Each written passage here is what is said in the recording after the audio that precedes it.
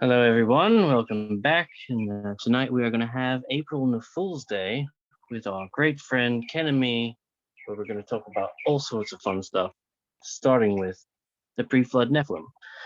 But as some background for Ken, as you know, he's written many books. He's been here before. Here are some of the books that we might be talking about tonight, some of the topics. What does the Bible say about giants and Nephilim? A styled giantology and Nephilology. That's one. The apocryphal Nephilim and giants, encountering Nephilim and giants in extra-biblical texts. The scholarly academic Nephilim and giants. What do scholarly academics say about Nephilim giants? The pastoral Nephilim and giants. What do pastors teach and preach? Oh, that should be an interesting one. Nephilim and giants in the Bible. Commentaries from the 1500s to the 2000s. I'm gonna have to buy that one too. That one sounds interesting. Bible encyclopedias and dictionaries on angels, demons, Nephilim, and giants from 1851 to 2010. I mean, this man has written so many books, it's insane. But Nephilim and giants, as per pop researchers, I helped on this one. A comprehensive consideration of the claims of IDE, Thomas, a whole bunch of these dudes that, you know, Chuck Missler, Dante Ford, all the Nephilim dudes, Thomas Horn, Ken Johnson, L.A. Marzulli, Steve Quayle, Rob Skiba, all the greats, Gary Wayne. Nephilim and giants, believe it or not, ancient and neo-theo sci-fi tall tales. And then there's other ones that are kind of related to the topics, on the Genesis 6 affair, which no doubt we'll get into tonight. Sons of God, angels or not. In consideration of the book or books of Enoch, all of them, because those will no doubt come up. Enoch, good old guy. And the paranormal in early Jewish and Christian commentaries, over a millennia's worth of comments on angels, cherubim, seraphim, Satan, the devil, demons, the serpent, and the dragon. I mean, if that doesn't cover everything, I don't know what does. But that is the introduction for Mr. Kenemy. He's welcome to have any comments if he is there to open with. And then we'll just jump right into the gamut. Well, happy April Nephools Day. Yes, happy April Nephools Day. Right. I love being Nephilim. Yeah, one reason that we decided to read all the contextually relevant book titles is, well, for one, who am I to be talking about this issue? And well, that doesn't make me an expert, but I've certainly attempted to specialize on the issue. And so that just goes to show that I considered what the Bible says, what extra biblical books say, what pop researchers say, what scholars say, what dictionaries and encyclopedias say, what commentaries say, and then just what are some of the kind of wilder and weirder claims out there. So, and then on top of that, I've discussed these issues online on various social networks, including YouTube also, with, I mean, hundreds of people by now, I'm sure, hundreds. I'm constantly discussing these issues with people. So that's kind of my background as to why I'm being invited to speak on it and the kind of things that I've looked at that have led me to my conclusions.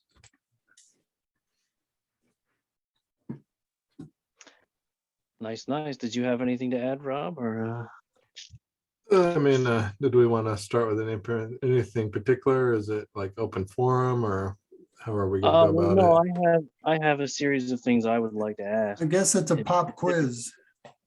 But okay. Really, yeah, you're allowed to ask him whatever. I mean, if you have something that you have off the top of your dome, go for it. But mainly tonight's topic was supposed to be starting off with pre-flood Nephilim, and then we were going to work our way into the other things. That was generally the flow that we were going to try and go with. Right. I mean, what's the first mention of pre-flood Nephilim, would you say? Well, obviously, it's the most infamous verse of all, like the holy grail of all Nephilim verses and all Nephilim stuff. It's good old Genesis 6:4. It's Genesis 6:4 as usual. The old 64. You want to look at a certain version? Well, actually, like, so obviously we have to start with Genesis 6:4. But Yeah, there I'm actually asking is if you want somewhere. to read a particular version. No, you can read whichever version you'd like. No, it doesn't matter to me. I just figured Yeah. we could all be looking at the same one. It doesn't really matter to me. Yeah, exactly. So, but before we actually do Genesis 6:4, my little preamble here is I have to ask you a question first, just so I have your answer already before we even get there, because I know it's coming. Even though you might be like, why are you asking me that? You'll see. But so the question is, what day was the earth created? What day? What Not day even was date. What day? Yeah, what day? Like 1, 2, 3, 4, 5, Well, 6? yeah, 6. yeah, it was You only created. have 6 days to pick from. So Oh, right. I thought you were It might be a trick I thought question. you were. Yeah. What day was Yeah, the I earth thought you. Hijo. created? That's just a localism, by the way. Hijo. I thought you were asking on what day of the week. No, like what day? Like day 1, 2, 3, 4, 5, 6. That's all you get. There's only 6 options. Oh man, You know, it's that's the all you're whole gonna give me? yeah, the end of the. All right, so we figured it out. No, it's like, thank you, gentlemen, for coming, ladies. But no, so that was just the first question I had. All right, so if you don't have an answer, that's okay. You have some wiggle room maybe later if you don't want to give an answer. Well, I kind of have, I guess, a sort of answer. Okay. So you asked when the earth was created. Correct. So in my mind, okay, let's actually make this a little Well, more what day? comprehensive. Yeah, let's make this a little more comprehensive of an answer, because I know that all of us have heard about a gap theory, right? Okay, all right. I like where this is going. Okay, so that's mostly based on that the very first verse says that in the beginning God created the heavens and the earth. And then what most translations have is something like, but the earth was formless and void. So that's where they stick in a gap theory that, oh, wait a minute, God created the earth, but then something happened to it. So it's like tohu vavohu, right? It's formless and void.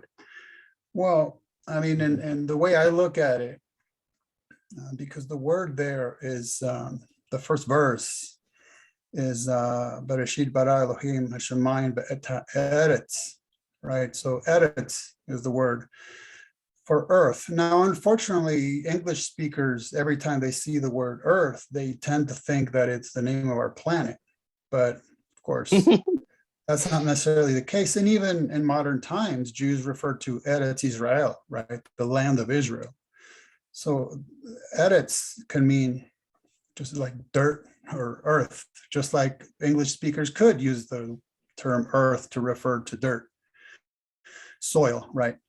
So in my mind, what happened is that initially God creates matter in general, and then later on he forms some of that matter into the planet that we have decided to call Earth in English.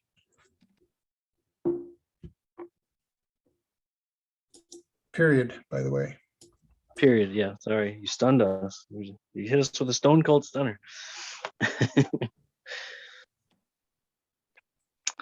So let's see here. So that was just the what day was the earth created question. But now the real thing, so that was just a beginner question. And then after that, we were going to go into, well, I was going to say, before we go to Genesis 6:4, I would just like to point out, we don't have to actually read anything from it, but Genesis 4 and 5, you would agree, they come before Genesis 6, right? So all the contents in them could be relevant for what's happening in 7 because there was no such thing as chapters back in the day, right? That's all created. Oh, yeah. So yeah, in fact, pretending it's all one text and not, 17 different chapters, But I would say that Genesis 4 speaks about Cain and his line, right? After the Cain and Abel thing. And then 5 talks about Seth after Cain and Abel and his line. So you have 2, in my opinion, groups of people already established. I just wanted to point that out seemingly before we got into Genesis 6, which is right after 4 and 5. And now we can go into Genesis 6. Go for it. Anybody want to read? Rob, do you have it, or shall I gather the Bible here? What part did you want to read? We would just want to read Genesis 6, 1 through 4, really, but not really so much verse 3, even though we can read that too. It's just kind of like in there. Not really too relevant. Yeah, I can read it. So let's see. So we're doing, I'll use a Bible that used the word Nephilim then. So men began to increase their numbers on the earth, and daughters were born to them. The sons of God saw the daughters of men were beautiful, so they married any of them they chose. Then the Lord said, my spirit will not struggle with man forever. He will die. He will have only 120 years to live until I judge him. The Nephilim were on the earth in those days. That was when the sons of God went to the daughters of men and had children by them. The Nephilim were the heroes of long ago. They are famous men. Nephilim were also on the earth later on. I can read another version too if we want. Yeah, that was quite an interesting version. Yeah, isn't it? That was definitely a wild version. What made you pick that one, Rob? I use the word Nephilim. I got another one that uses the word Nephilim. No, so. I mean, I'm gonna read it too, but I just wanted, like, I don't know. Do you have it handy, Ken, or no? I don't, because I tried to pull it up on my computer and it was so slow. I think it was causing me to break up for this discussion. So I could always go run a physical Bible and leaf through it if I need to. I'm not Yeah, gonna you were bother definitely looking breaking stuff up there for a while. So. You're right. So You I'm just gonna definitely were. leave it be. Yeah, I that's no thought it problem. was And my you can take connection a mad for a dash. while. If you want, you can take the mad dash and go find the physical, but you know, that's up to you. But I just want to read it so that, like, I was hoping that you could read it just so I could see how you read it, because like the way that I'm gonna read it is going to be, I don't know. See, that's where I think differently from you, right? See, Oh, I see. in the way that you read it, because that makes everything. And Well, I could try. Yeah. What were you using to look up your Bible on your computer? I'm using Bible Gateway. Oh, okay, gotcha. The internet, gotcha. yeah, so yeah, that just means his computer is just spazzing. So yeah, if you Yeah. have a hand, you can go grab it, and you can take a hot minute and go grab it if you haven't know where it is. Okay, I'll An do that. actual Hold on. physical.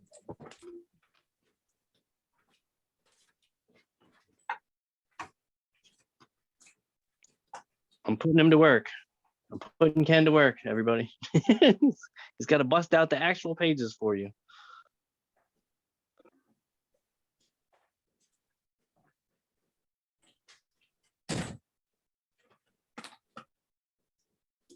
So you can't say Ken never did nothing for you, because he actually went and got an actual Bible just to prove it. So here we go.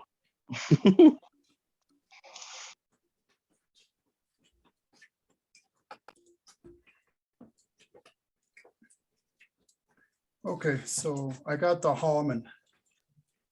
Cool. Whatever version you grab doesn't matter.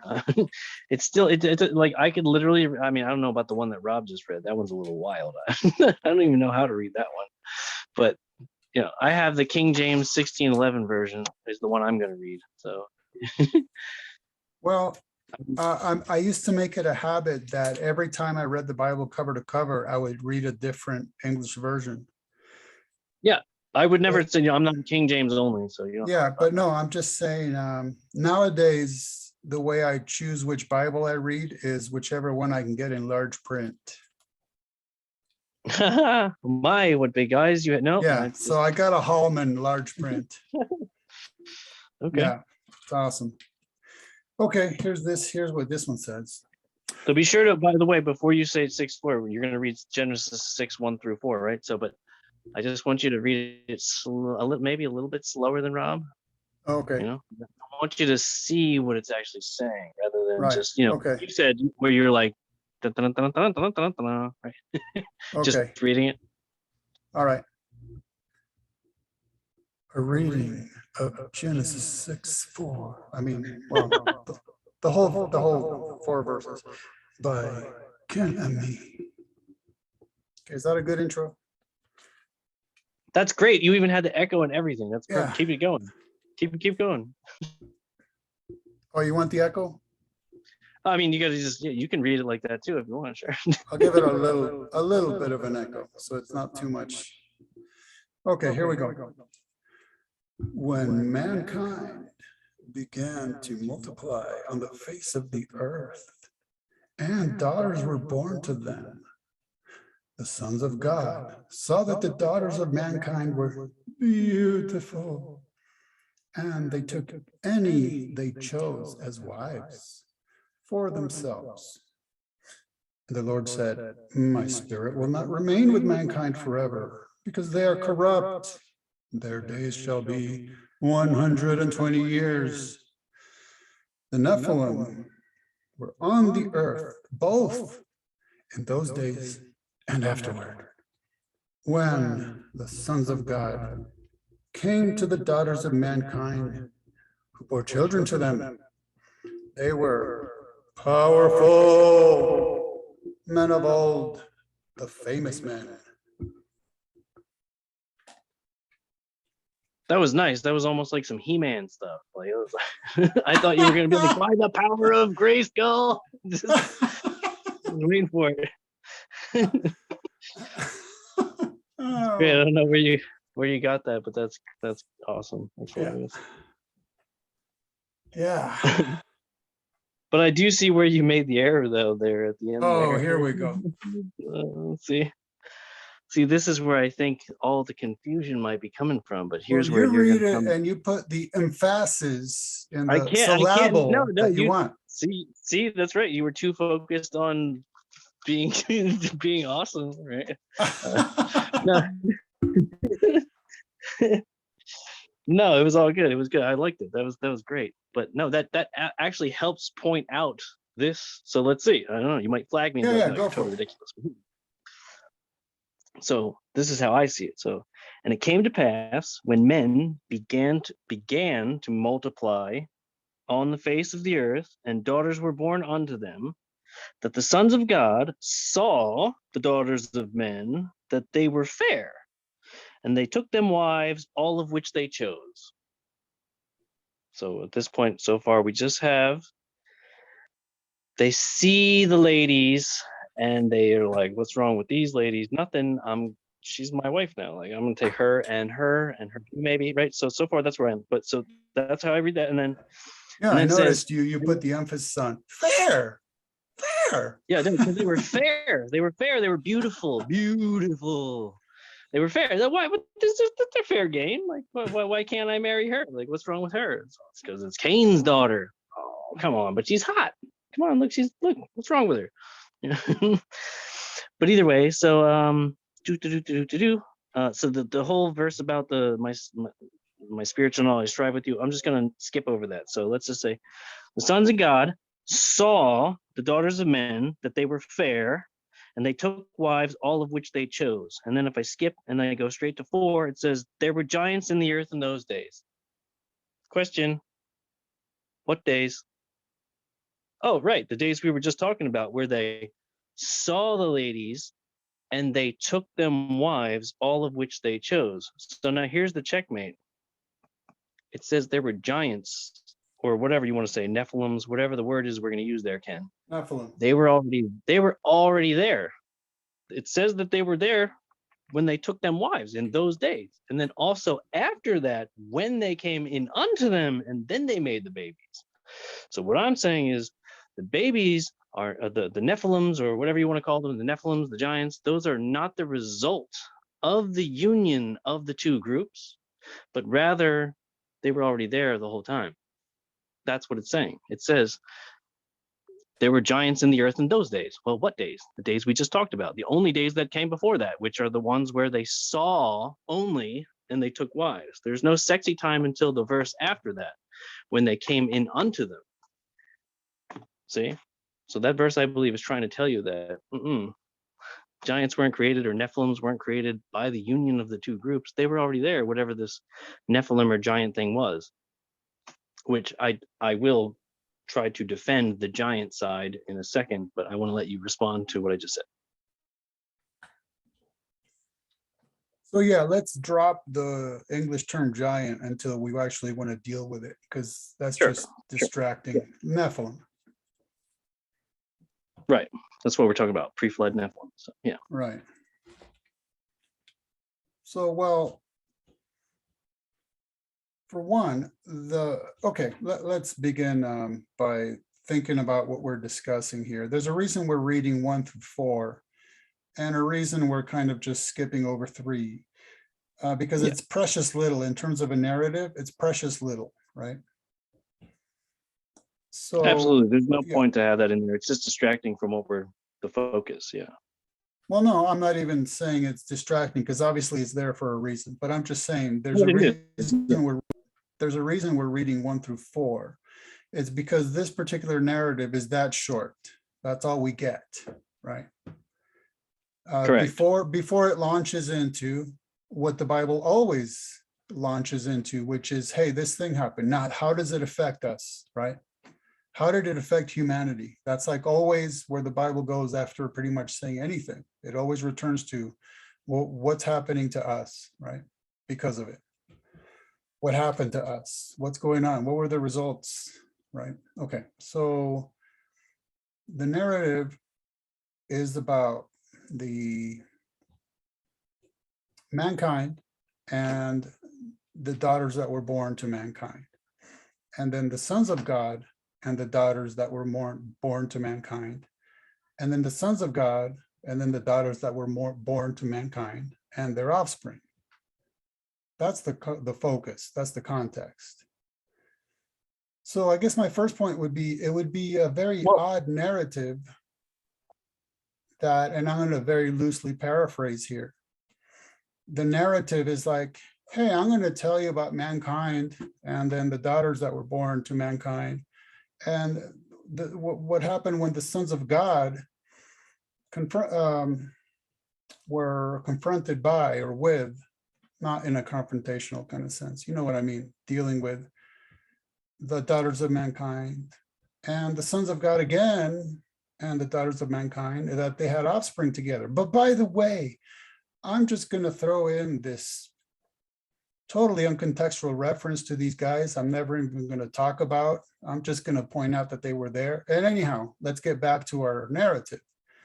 So my first point would be, it would be an odd kind of narrative that kind of sidesteps the narrative itself, the context, just to throw in, oh yeah, by the way, these guys were there as well, but never mind. I'm not even going to bother saying anything else about them. So let's get back to our regularly scheduled story.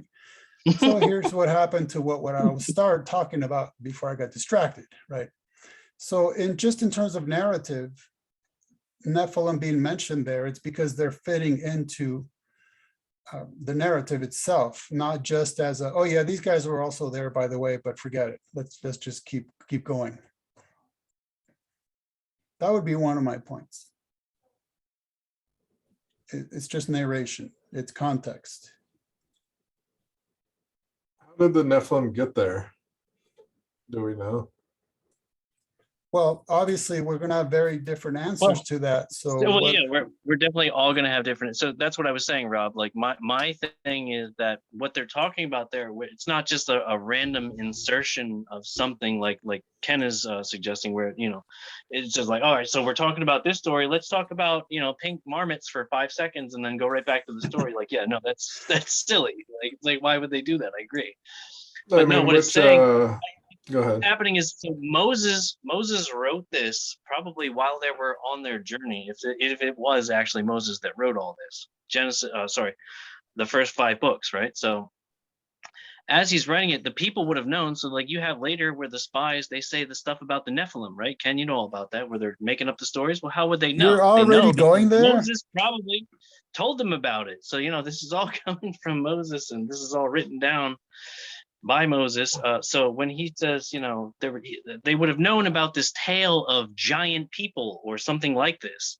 That's where I'm going to defend the giant thing. I'm not going to say because of the ungeneralized word and all that jazz. I'm just saying, when you look into the actual archaeological record, not the fake giant human bones, which are all fake, all those are photoshopped and all those are not real, pretty much. But you do have giant creatures which are fossilized, which we Well, do. hold on, giant hold on. animals. Let me interrupt. Sure, yeah. You Are got it. we going to talk about that, or are we going to talk about pre-flood Nephilim and what this text is saying? Well, no, that's what we're talking about. Like the Nephilim, are these not Nephilim? They're giants. These are pre-flood beings, in my opinion. So this would fit the pre-flood. See, Nephilim, I'm just saying that in this case, I'm supporting the giant. So the giants were already there because everything was capable of being a giant. Not everything was a giant. I mean, does Okay, that what so Nephilim means, or do we need to define Nephilim Well, first? yeah, that's what I'm going with in this particular case. But yeah, I agree. Ken doesn't want to use the word giant just yet. So let's just stick with Nephilim. So my bad. Yeah, I mean, it right. seems a little to jump ahead to, we haven't established much yet.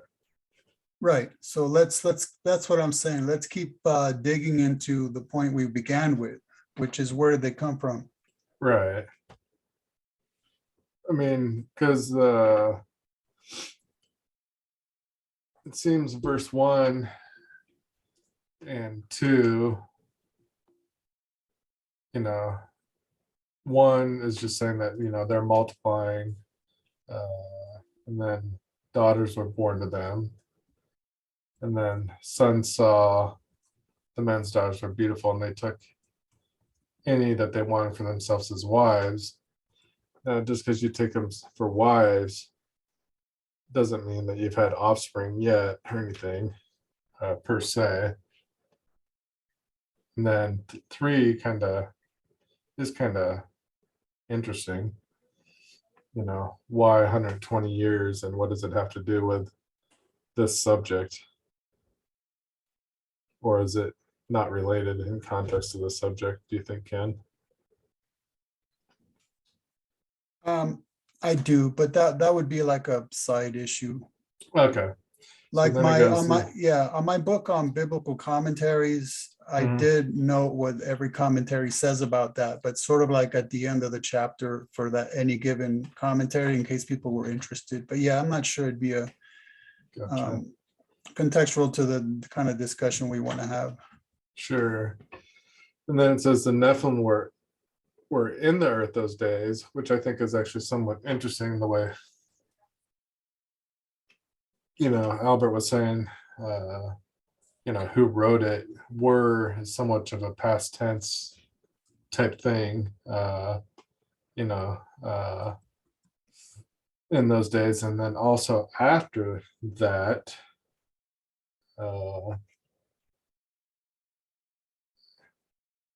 but I'm not sure what also after that means. When Yeah. God's sons came into the men's and daughters and had children with them. So God's sons goes back to the men's daughters, which seems to be verse 2, seems to be different than verse 1, that men were multiplying, but I could be confused. So Right. So the whole thing that I see with this and the whole pre-flood Nephilim is what I'm trying to show Ken is that there is none, zero. There's no pre-flood Nephilim either. We both agree that there's no post, but there's no pre-flood either because these wouldn't there have to be to pre-flood if they extent, were in because it earth in does those use the word days? Nephilim, so there are a people that is referred to as Nephilim. And so yes, you could say that they existed, but to say that these beings, Nephilims, were created by the union of the two groups previously spoken about, sons of God and daughters of men, that is the part that is untrue. They were not created as a result of the union of those two groups. That is where the error comes in. So you don't think God's sons created Nephilim? Where did the Nephilim come from then, I guess, is the question. Where would you say they came from? It says the Nephilim were on the earth and also in those days and also after that. And when it says that in those days, it's only referring to the days that just spoke of, which is when they took wives, all of which they chose. There was no sexy time between the two groups, according to the story at this point, if you follow it carefully. The sexy time comes after that. Verse 1, they were multiplying. You don't multiply without sexy yes, time. no. See, you are correct. Absolutely, you are correct. They were multiplying when men began to multiply on the face of the earth. that the two groups, now there's two groups. So it went from one group to, no, they were multiplying. There's no problem with the one group multiplying within their own group, and then the other one multiplying within their group. And then the two groups see each other, and then they combine. That's what's happening there. What two It's groups are you two referring groups to? see each other, and these one group, they're like, well, what's wrong with these people? Why can't Maybe we, you could be why more can't we be with those specific, guys because I over don't know there? what What's you. there's no problem with these women over here. Like, why are they bad? So I'm gonna take this one as a wife. And that was the problem, because they were falling away from the Lord God. Then they were going away, because this is going the way of Cain in a way, because they were going after the daughters of men, which I'm not sure even that's what it is, but anybody could have been a daughter of man, you know. They were the people that went out. They were no longer in fellowship with God, righteous, whatever you want to call it. You can't really say believer. That's like kind of a bad way to describe it, because obviously Cain believed, he saw him, right? So,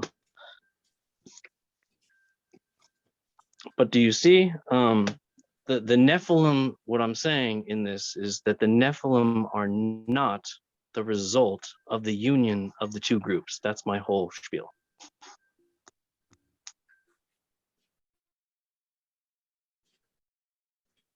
Have you heard that one before, Ken or Rob?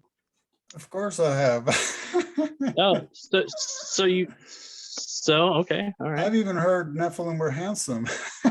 Oh, oh yeah, definitely they're handsome. Definitely. Oh, yeah. Okay, so this can potentially become a rabbit hole, because you're obviously reverting back to chapters 4 and 5, and I'm not sure I will go there. I mean, I guess I will if it Well, seems like that's what we want to only talk about. Huh? yeah, well, that's just the only reason I brought them up, is because it's like, again, remember the chapters are artificial. So I'm just saying, but when you break it down, chapters 4 and 5, does it not seem that there are two groups that are established right before it rolls you right into Genesis 6, which is where now you're magically talking about these guys and those guys, and these guys and those guys coming together. But when they come together, both before and after they came together, there were these things, Nephilims. That's all I'm saying. Yeah, The I know Nephilim what you're were saying. already there. That's all I'm saying. Well, how did the Nephilim get there? Maybe you could be more specific. Because again, that's where I transition and support the giant theory of the word. So that's where I that know, happens. but how did the Nephilim get there? Like who Well, and because who, or I'm what came envisioning, together? I'm envisioning a pre-flood world where everything was different and everything was capable of being giant. Not everything was giant. I'm just saying, like, if you have, Right, but like, okay, like for was example, Adam was if you Adam have a giant? lizard, I'm just saying, if you have a lizard, for this is scientific, if you have a lizard and you put it in a whatever, you could keep it forever, you could keep it for 600 years, that thing would become a dragon, because they never stop growing throughout their whole lifetime. So a dinosaur, a dragon, whatever you want to call it, yes, that's true for lizards. That would happen in a pre-flood world. And you have Lizard all of these other Oz. giant, yeah, the Right, lizard but of Oz. was Adam a Nephilim then? I guess I'm a little confused. No, Adam, no. So the Nephilim would have just been, well, yeah, actually, yes. Then yes, everybody is a Nephilim, because everybody's giant. There were giants in the Okay, earth in those days. let's But go no, with not that. If everybody. everyone Again, was it's just, giant, let's just say well, like it that's the was thing. everyone, right? Why even bring up the word, a different word then? Why not Well, just use men? so this is Moses writing this after the fact, and he's saying there were giants in the earth in those days, and also after that, giants, like there were giants. And then this is the false report that's brought later. Oh, they're giants. They're all giants. They're all Nephilims. You see? Don't you see the correlation, Ken? I don't even get what I know you you're do. pointing out. I guess that they're just The giant. post-flood Nephilim. Well, yeah, they're like, oh, they're so much bigger. They just embellished. They made it all up. It was, So again, but either way, if there Right, but were why would they point it if out there though? were actual, like, if we're gonna actually say, like, actually, like, let's just go there, let's just say, like, giant, I mean tall, like very big person, very very much bigger than normal, right, compared to us today. That's all I'm saying when I say giant. Right. In Don't you think okay, if you're writing a storyline, you're covering factual information, right? And Adam and all the other people are giants up until the flood. Let's just go with that for a moment. and Right. you're documenting facts, then it would be more apt to put, and we are smaller than they were, because giants would be the normal. Well, that's right. But if you're a giant yourself, do you call yourself a giant or do you call yourself normal? That's what I'm saying. There would be no need to say they were giants in the earth those days, because it would be a given No, but this fact. is You know what I mean? Moses writing this after the fact. So he's giving you the lowdown on what actually happened, because as you see what happened when they went into the promised land, they gave the bad report, which resulted the evil report, which resulted in them wandering for 40 years. And the whole, that's Were they Nephilim giants though? they weren't. No, there was no such thing was in the promised land. Like it was all No. I'm talking from the get-go. well, that's where it How gets do I- confusing. I mean, what does the word Nephilim even mean? Okay, Well, hold on. that's what we're trying. Yeah, that's what we're trying to establish here. Oh, So hold yeah, on. Yeah, Rob, let's pause it here for a second, because that's Sure. gonna open it up to a discussion about linguistics. So let's kind of, he gave his answer as to where Nephilim came from. Now Sure. I'm gonna give mine. Sounds good. do it like a boss. You gotta get the gangster glasses. Go So ahead. one of the reasons I asked if there was any particular version we were using is because I don't want to base my arguments on one particular English version. That's not how I roll. That's why it didn't really matter to me what version we're using. I'm just going to tell you how I read the actual narrative, the way that it's flowing, regardless of whether you're reading it in any language. It's the flow of the narrative. So to begin with, and I'll just very briefly touch upon this. So, okay, you have chapters 4 and 5 giving us genealogies.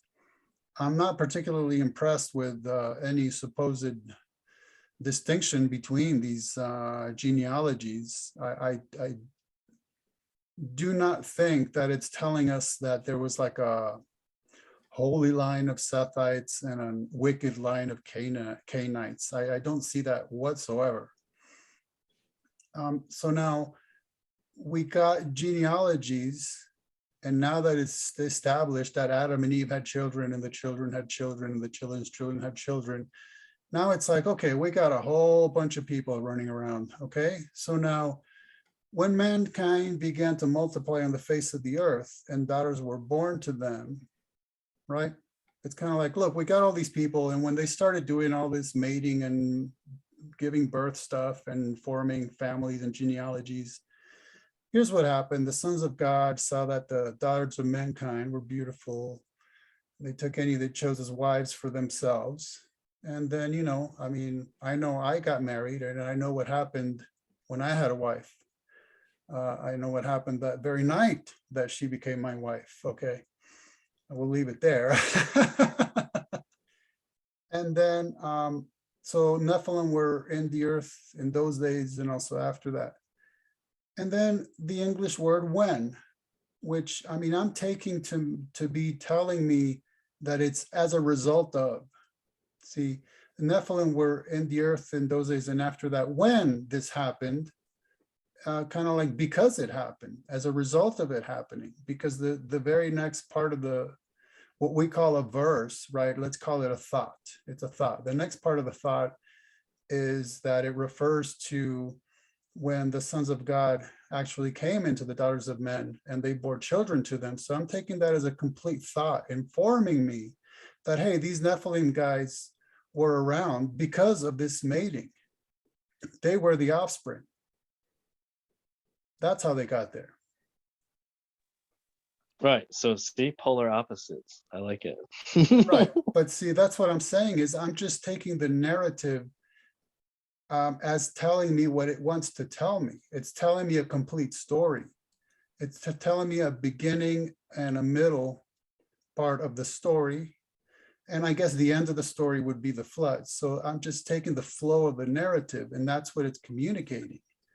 Is Right. that the Nephilim aren't just thrown in. By the way, these guys were around as well, especially when on Albert's reading, the term mankind in verse 1 is all of a sudden switched to the term Nephilim in verse 4.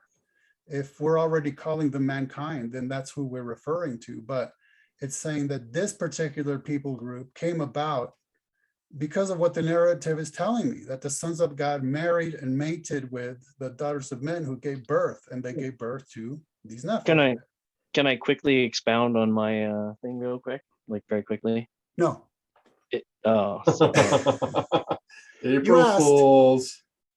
April Nephools. I forgot what I was going to do. Oh. So if we just interrupt you, then I can just keep talking. That's right. You can but come on, it'll come back. If it was important, it'll come back. What about verse 5 though, Albert? What about verse 5? You mean 6:5? Yeah, 6:5. If you have Adam being a Nephilim and all these up until the pre-flood, a little bit after is your supposition. Why would God decide to what's it say here? Considered his heart was diligently upon the wicked things all the days. Evils of men were multiplying upon the earth. Well, that's my point to the angel theory. It says right here very clearly. I mean, you can read it. It gives you the whole, rundown, and it says here in 6, it repented the Lord that he had made man on the earth. It doesn't say angels in the heavens, or angels that came down to earth, or angels that meddle in things they shouldn't. It says, and he repented the Lord that he had made man on the earth, and it grieved him in his heart. And all the things that I read here about man did it. Man did this, man did that. Man is the baddie. It doesn't say anything anywhere really that I can see where angels are the baddies, or that the angels came down and made the sexy times with the ladies, like Genesis 6:4. Right. I don't see that. I see just two different groups of like you said. It does seem kind of silly, and sometimes when he puts it, like why just go and tell you about this random story? But that's why I think the story is because Moses is writing this. He's trying to set them straight. They have these beliefs already. I mean, you see it evidenced in the very story where they said, "Oh, the Nephilim were there." It's like, well, how did they even know that? How would they even know about Nephilim if they were all dead already? You know what I'm saying? Like, how do they even know that? Well, I'm not sure how that's even an issue. I mean, how do we know about any historical figure since they're already dead? Well, no, it's not an issue like that. It's not an issue. I'm just saying, like, it doesn't have to be an issue. It's just a thing. It's a fact or whatever, a tidbit. Okay, you're picking a synonym. I'm just saying that's not that kind of question answers itself, because it's the same way we know about any historical figure that is no longer existent. Somebody told us about it, which is what you were saying. Moses told them about it. Or right. I would actually argue that this kind of thing would have just been their commonly known and shared history, actually. Right, and they would have all known. I agree. If it's just talking about men, then isn't verse 1 and 2 just repeating itself? Well, no. Wait, you mean 1 and 2, or you mean 1 and? Yeah, 1 and 2, basically. 1 and 2 are repeating themselves. Yeah, it came to pass when men began to multiply on the face of the earth, and daughters were born unto them. And then it's going to repeat saying, the sons of God saw the daughters of men.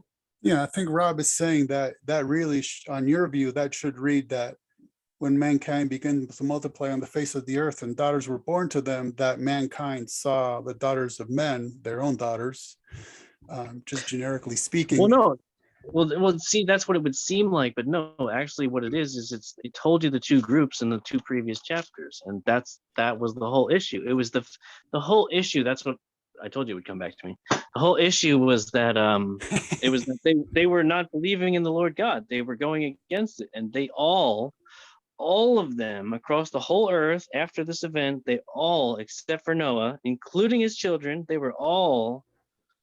didn't. All of them failed. It was only Noah. Noah was the only one left who still believed. Everyone else had gone away.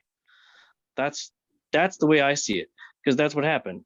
If you have a believer, or whatever you want to call it, believer is a bad thing to say, but a faithful one, and they marry an unfaithful one, the unfaithful one is going to drag them away from the Lord completely, and that's what happened. And it made the whole world to the point where literally the only person left that believed, or whatever, was it was Noah. That was it. There was no one else. No one. And he was perfect in his generations, not necessarily because of his genetics or something like that, but because it was something to do either with his line starting from Adam all the way to him, or just his own lifetime that he was righteous, or something like that. It's definitely not because his genetics were like not Nephilim. Let me back you on that for just a second. Because it's one of the pop researchers, neo-theo sci-fi tall tales that had to do with Noah's genetics, because the word is also used of an unblemished sacrifice later on in the Torah.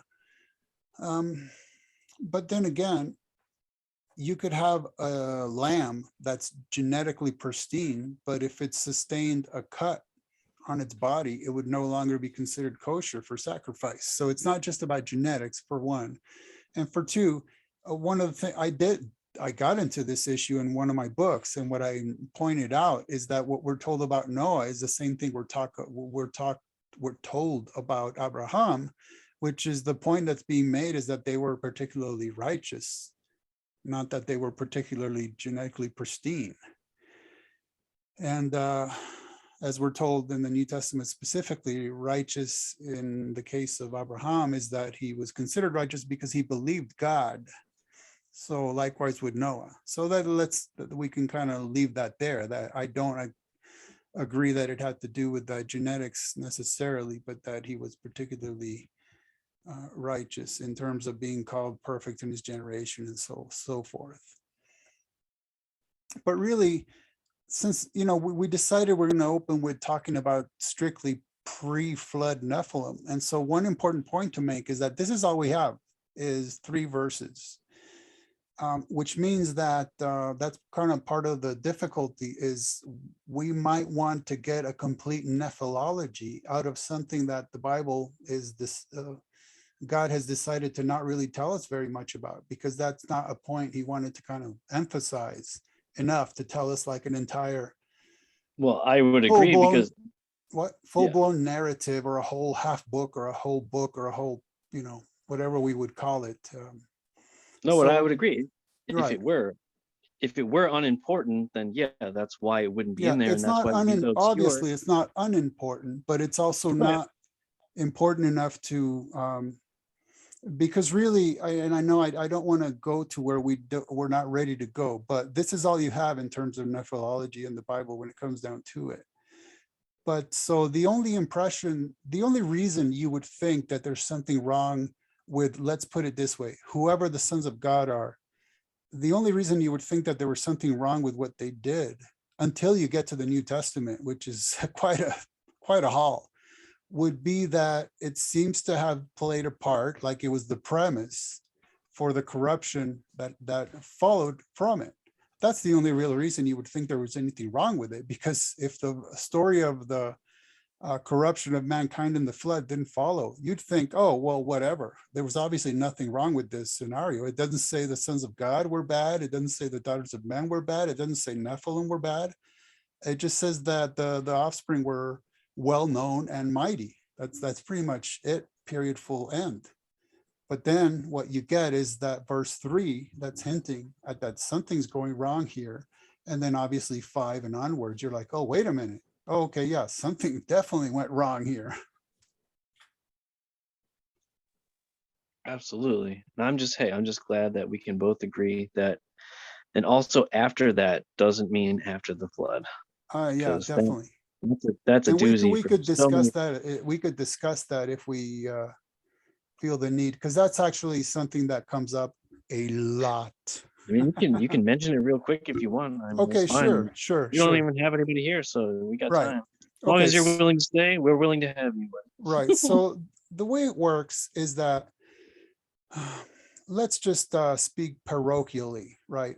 So within our day and time, where mostly what happens if people get interested in a certain subject, first they'll get on a browser and do web searches, and then maybe they'll buy books on the subject. And so inevitably, if you type Nephilim into a search engine, you're most likely going to get the pop researchers. Okay. And now pop nephilology is essentially entirely based on thought fragments that we call verses, individual verses that are uncontextual, and that they're woven into this grand narrative. Okay, now, if it wasn't for that grand narrative and being sort of prepped with this pop nephilology, I'm not sure who would have read Genesis 6:4 and come up with anything about the flood when it says those days and after that. So for one, the flood is not mentioned for the very first time until 13 verses later. Okay, it's verse 17. We're dealing with verse 4.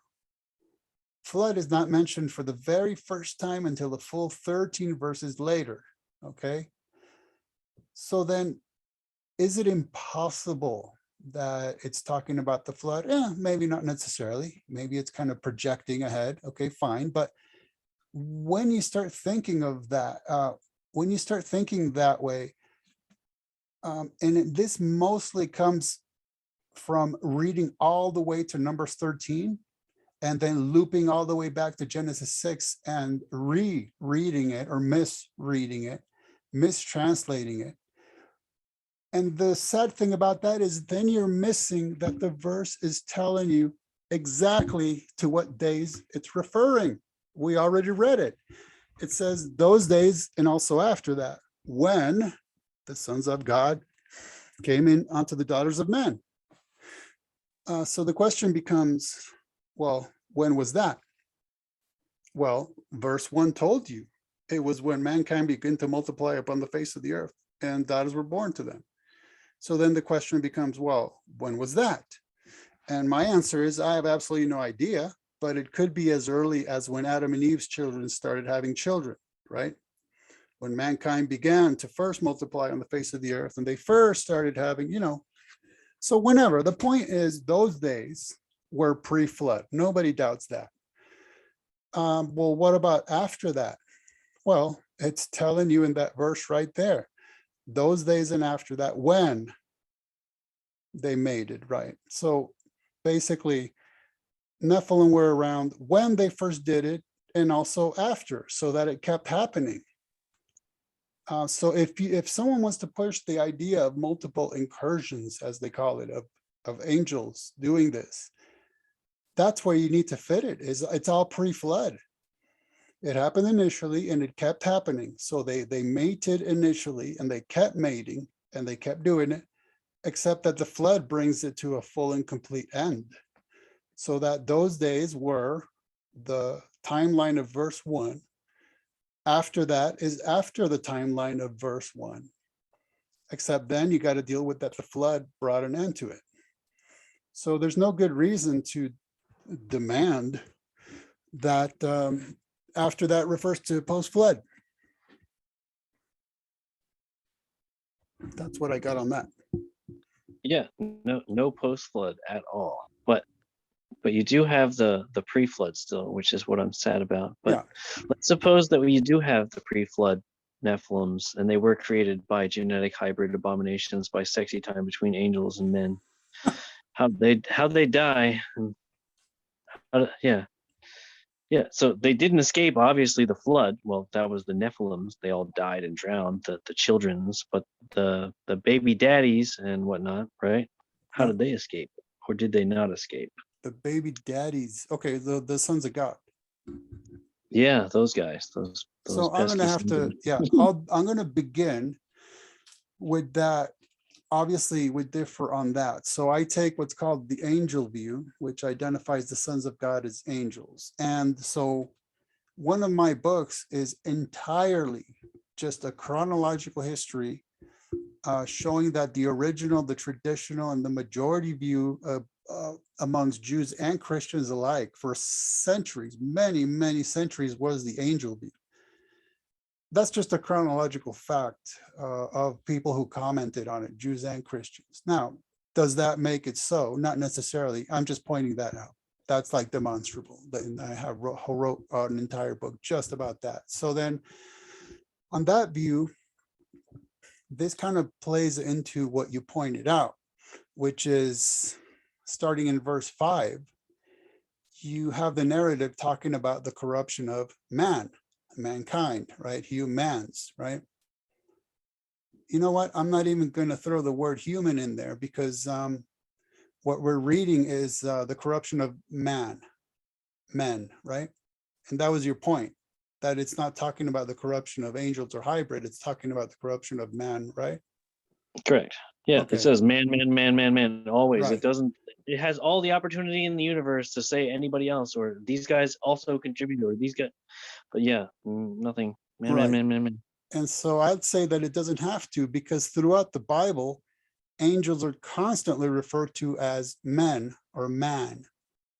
And so there's no need for it to specify anything. That's just normative. In the Bible, angels are called man or men.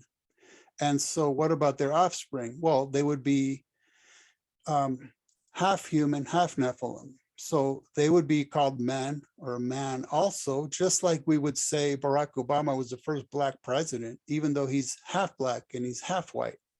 Okay, It's but just still, common like, language, I mean, you know? I could kind of see that to an extent, but like I can only see it. I guess I'm like, okay, I could see it if it were like right, like a lion and a tiger. That's a cat. That's a cat plus a cat equals a ginormous cat, which is a liger. But all three are still cats. So, but an angel plus a man or a woman, yeah, that's where I get confused. Okay, well, let me assuage your confusion. Yeah, can you just wash it away, please? Just like a big old Okay, wave. so to begin with, Not a tsunami, though. just to reiterate, angels are called man or men, all right, to start with. Then we have that every time an angel is actually physically described, they look exactly like a human male, period.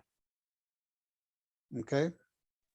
That's true. Like when Abram was, he saw the dudes, they were men, and Right. Lot, right? The whole thing. Oh, going to Lot, Right. they were And dudes. this gets us into I'm gonna angelology. bring that So up after you're done. I'm yeah, gonna so bring up okay.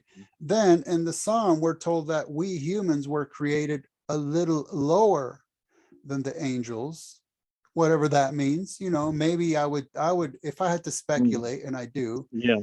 And when I speculate, you'll know it. So I'm speculating that Thank you. may refer to something like that. They look just like us men do, but they have access to certain realms or dimensions or whatever you want to call it that we don't, right? So if they want to become invisible, they just become invisible. They stop interacting with the dimension that causes light particles to bounce off of their physical flesh. I mean, whatever. They just have those abilities and we don't. And incidentally, that is one of my main points in my angelology, is that angels are embodied in a flesh of their own sort. That's why they're referred to as looking just like human males, without any indication in the whole entire Bible that such is not their natural state, that they sort of shapeshift or they morph or they take on bodies when they need to interact with us. That doesn't exist in the Bible. None of that. There's zero of that in the Bible. So there's a certain, no, we won't go there. But what you just said, that is something, not the Satan one, but the shape-shifting part. Taking the Think about see that the while one? I just put an end cap on this thing, okay? Yeah, NCAT. Yeah. So what gonna I'm think of it. saying is this, see how you like this. Okay. Since angels look just like human males, since we were made a little bit lower than angels, since angels can mate with us and produce offspring, that would mean that angels and humans are of the same kind. Lower than angels. Okay. Gotcha. Right? Same kind. Right. Now, Because you reproduce after your own kind. right. But what I'm doing is I'm arguing my way into that conclusion through what the scripture actually, through biblical angelology. Okay, so that would mean that we're of the same kind. Then that raises the question, well, then why is it presumed by some that it was wrong for angels to mate with human women if we're both the same kind? It's like, well, because, I mean, it's just like me. I'm a human male, but I'm married to one woman. So it would be wrong for me to go around mating with other women, even though we're the same kind. It's just something they were not supposed to do. Just like I'm not supposed to mate with other people, the other women besides my wife. So it's not just an issue of kinds. It's, yeah, they're the same kind as us, though a bit different. But Cat, they still weren't yeah. supposed to do that, is the point. They weren't supposed to do that. So, but lower than the angels. But here's the part where it gets spicy. This is the spicy question for you. Here goes one of them for you, because I told you it was going to get into Sodom and Gomorrah. Okay? Oh, yeah. I definitely told you that. Okay, so I Yeah, you did. know. Maybe you should explain it to Rob and anybody else who might be listening to this, because maybe. Well, no, we don't even have to. Okay, you, yeah. You can, So Sodom and Gomorrah. Yeah, let's go to Sodom. Sodom and Gomorrah. Yeah. Trust me, those are real. Those are real. Those were real cities. Those are real. Sodom and Gomorrah. Yeah. Isn't Gomorrah like one of the monsters that Godzilla fought against? Oh no, it might be actually. You know, but my spicy question to you would be: so obviously we know about the places, the famous ones, but so we obviously know that the angels, the guys, the men, the two that appeared as men with the other guy, right? They saw Abram, they went ahead, they went and got Lot, right? And when they were going to see Lot, the people wanted them very much so, right? You could say going after strange flesh and all that, right? Yeah. Mm-hmm. So a lot of people would say going after strange flesh means they're trying to go after angels. So here's the problem I have with that. As far as we know from the story, the angels, it says in the story that it was Sodom and Gomorrah and the cities around them in like manner, all doing the same thing. But the angels in the story only actually ever went to Sodom. Pause just a second. Yeah, on Sodom. I just wanted to pause a second to point out that it sounded like you were talking about the Old Testament, but right there you were paraphrasing Jude. So just a point for the audience so they can keep following. So okay, no, I don't think I was doing any Jude yet. Yeah, you were. I was? Oh, totally. When you were saying Sodom and the Gomorrah, the cities around them, that's totally from Jude. Okay, well, right. So either way, I was which is saying, fine. I just wanted the audience to be able to follow. Sure, good. Yeah. So, but it says there that the cities around them in like manner also perished for the same reason. And the problem I have is that the angels only in the story went to Sodom where Lot was. They didn't go to all the other cities. So how could the strange flesh that they were going after be angels? I mean, I get it during the one story, like they were angels and they definitely wanted to get with them, right? So they had to blind them, right? But it's just kind of weirdness. Help me figure this out, bud. Well, I think that's part of the problem is that you're, let me see, I'm looking at the Jude right now. So what he says is, I mean, I know Jude, there's a whole thing about Jude, but hopefully we don't go there just yet. Oh, okay. That's for the end. Okay, so I won't get into those parts of Jude you don't want to talk about yet. So let's just talk about, there it is. Yes. Jude, I think you should be saved for the end because that's, Right, okay. So what he's saying, that in the same way as you know what, Yeah. in the same way as you know what, Sodom and Gomorrah and the cities around them committed sexual immorality and practiced perversions, and Yes. goes on from This there. is what I think they got destroyed for. It doesn't have anything necessarily to do with our angel friends. Oh no, well, what the reason it got destroyed was because of that, and also because of their basic level of uncharity, unconcerned for the poor, all of that stuff. Right. There's a Yeah, smorgasbord. It has nothing right. to do with Nephilims, pre-flood, post-flood. Oh no, So absolutely not. No, not a single thing. If anything, we would be talking about angelology if we're talking about Sodom and Gomorrah, is that the angels, like I said, they're physically present. They look like human males. And the residents of Sodom and or Gomorrah want to do like what you're calling sexy time. That would be more it's sexy. angelology. It's the Yeah, nicest way I can put it. there's no involvement of Nephilim there, and there couldn't be, because of course that's post-flood. Because of exactly, because they're post-flood, and Yeah. we're talking about pre-flood Nephilim here on this show at the moment. Before we Well, deviate. so then let's just put an end cap on that. Pre-flood Nephilim come to the end at the flood, full stop. That's it. We're And they done talking die. about pre-flood All Nephilim. of them, and there's like, let's be clear, there's no King Og or any, because Og is after the flood anyway, so I don't say why they're saying Og is hanging on to the boat. Doesn't even Well, I make any know. sense. Well, you know why? For reals, though. Because they make money.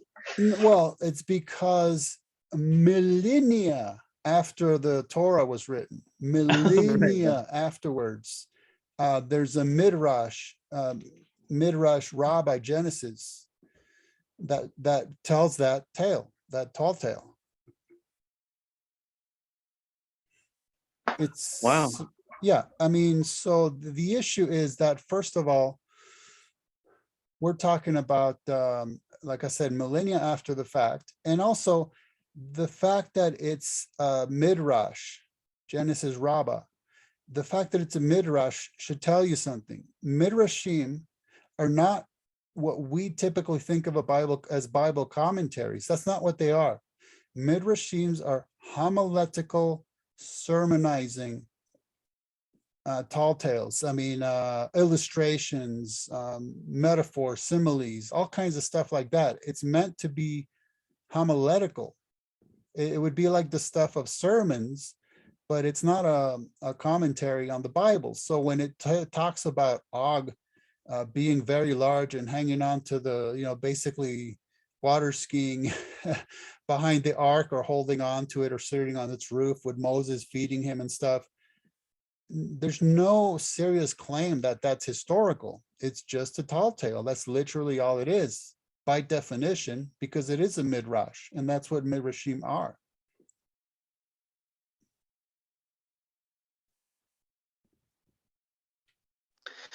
So, I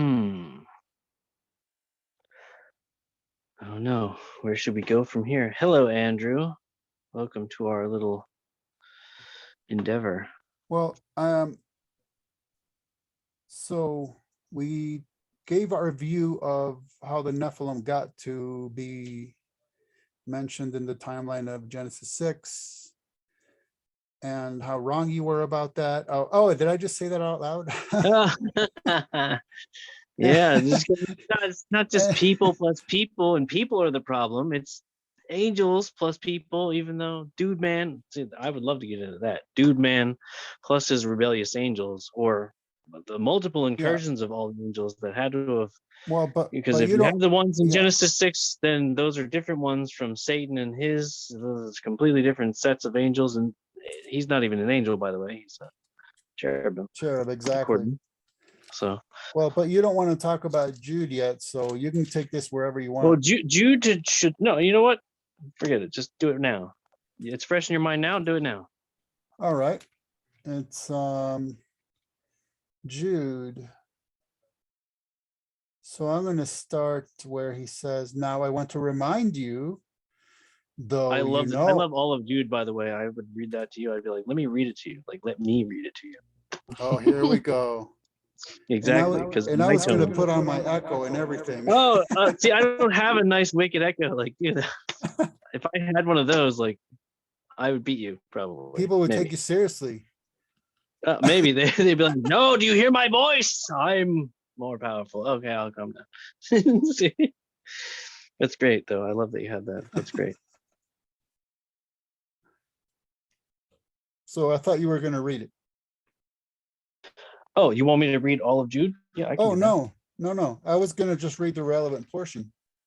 Oh, just the relevant portion, but I mean, the whole thing is like 5 sentences, and it's all relevant, isn't it? It's like 1 page.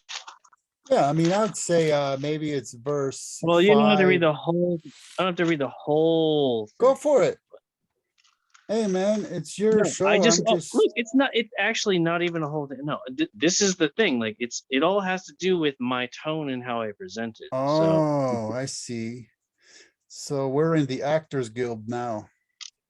yep, Okay, beloved. so go, hey, No, read beloved, whatever you want. It's your This thing. this Come is on. this is a letter that I write to you, Ken. I'm gonna send it to you in the mail. I wrote it yesterday. It says, "Beloved, when I gave you all due diligence, pretend I wrote this to you, okay? I wrote this to you. I poured my heart out. I'm still waiting. Beloved, when I gave all diligence to write unto you of the common salvation, it was needful for me to write unto you and exhort you that ye should earnestly contend for the faith that was once delivered unto the saints. For there are certain men crept in unawares, who were before of old ordained to this condemnation, ungodly men, turning the grace of our God into lasciviousness and denying the only Lord God and our Lord Jesus Christ. I will therefore put you in remembrance, though you once knew this, that the Lord, having saved the people out of the land of Egypt, afterward destroyed them that believed not, and the angels which kept not their first estate, but left their own habitation. He hath reserved in everlasting chains under darkness unto the judgment of the great day, even as Sodom and Gomorrah and the cities about them in like manner, giving themselves over to fornication and going after strange flesh, are set forth as an example, suffering the vengeance of eternal fire. Likewise, also these filthy dreamers defile the flesh, despise dominion, and speak evil of dignities. Yet Michael the archangel, when contending with the devil, he disputed about the body of Moses, durst not bring against him railing accusation, but said, the Lord rebuke you. And I think I don't really have to read it anymore, but it goes on. I could do the rest, but you get the point. He's trying to tell them, like, hey, you guys don't even know what you're talking about. I mean, I guess there is a little part here farther. He goes in to insult them greatly. You know, you're raging all this stuff. There's something in here.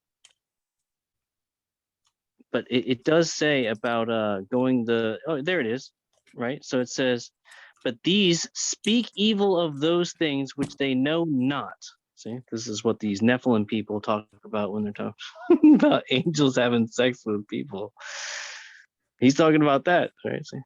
Which they know not, but what they do know naturally as brute beasts and those things which they corrupt themselves. Woe unto them, for they have gone the way of Cain, you know him, ran greedily after the error of Balaam, you know him, and perished in the gainsaying of Korah. Korah is the whole, right? I think I heard you say the other day in one of your interviews that, like, who is the angels that are bound, Jude 1:6, right? And the angels which kept not their first estate, right? Yeah. Those guys, you would say, I have no idea who they could possibly be. Well, there's your answer. It's Korah. And all those rebelled with him. Those are the ones who kept not their first estate. They already had the highest position. If you read the actual story, they had the highest position in the whole thing. They were Aaron, they were the high priests. They had everything that they would need. But no, he wanted the position of Moses and Aaron. And that's why he got taken out.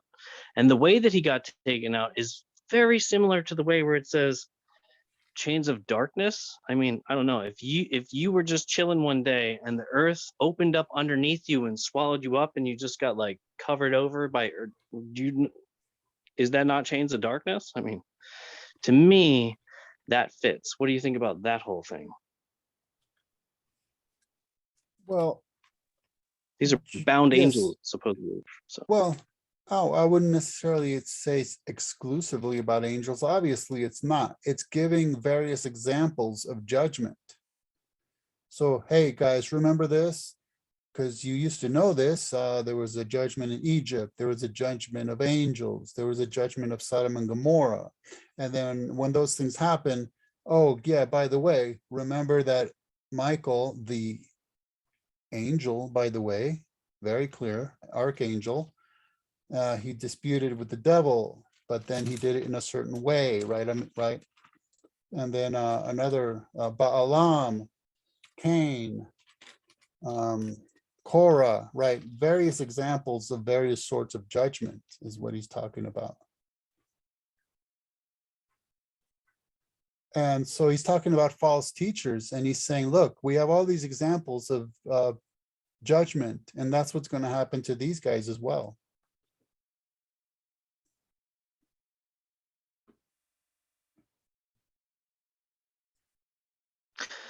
yeah, so where is it in here? Wait, hold on. Woe unto them, for they have gone the way of Cain. That's the first one. But isn't there another thing like right after or before it, right? Where it does other examples? Yeah, yeah.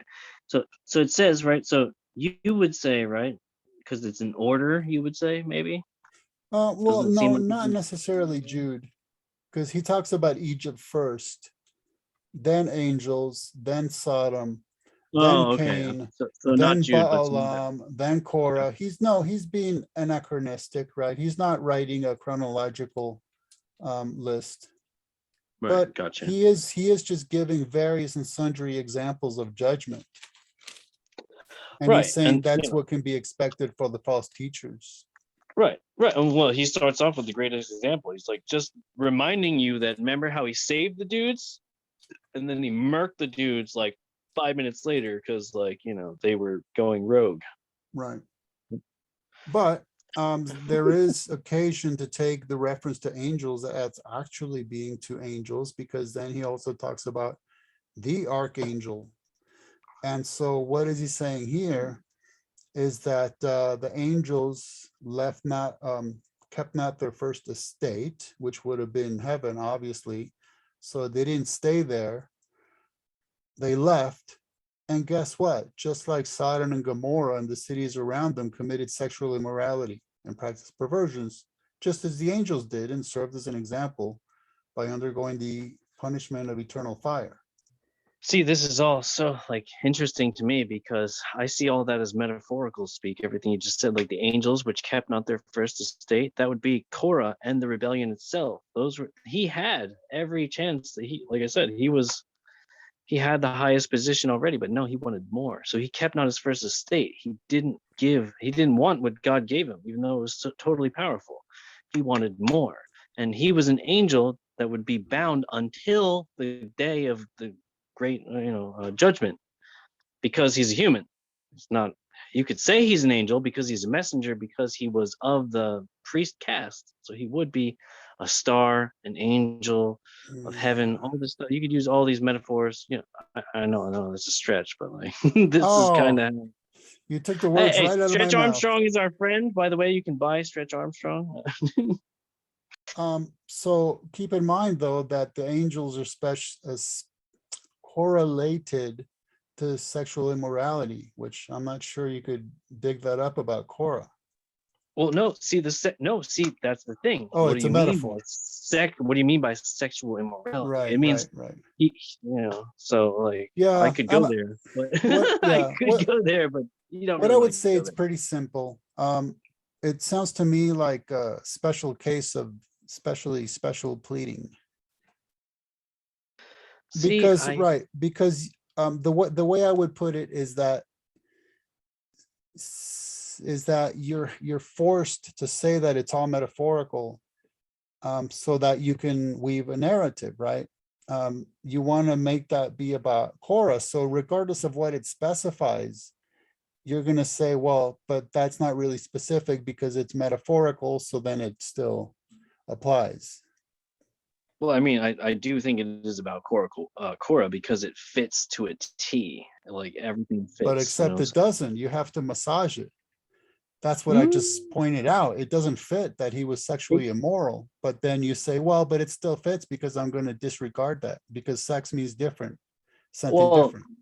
Well, hold on, because you're saying the sexual immorality, but isn't that the Sodom and Gomorrah part, which comes afterwards? That's like it's giving multiple examples in rapid succession, right? So Right. So, they're not but necessarily all intertwined as in the same thing, though. Right? well, but Jude seems to be correlating what the Sodom and Gomorrah residents did to what the angels did. He just wants you to know that no matter who you are, angel or human or whatever, like no matter what you do, like everything is being clocked. although you once knew this, that he once saved the dudes out of the place, he then destroyed them right afterwards, the ones who didn't believe. See? And then I think that verse right there where it says he doesn't, and I think that's a continuation. It should be all one sentence together. It's not saying, you know, those Too who bad believe. for you that it then- isn't.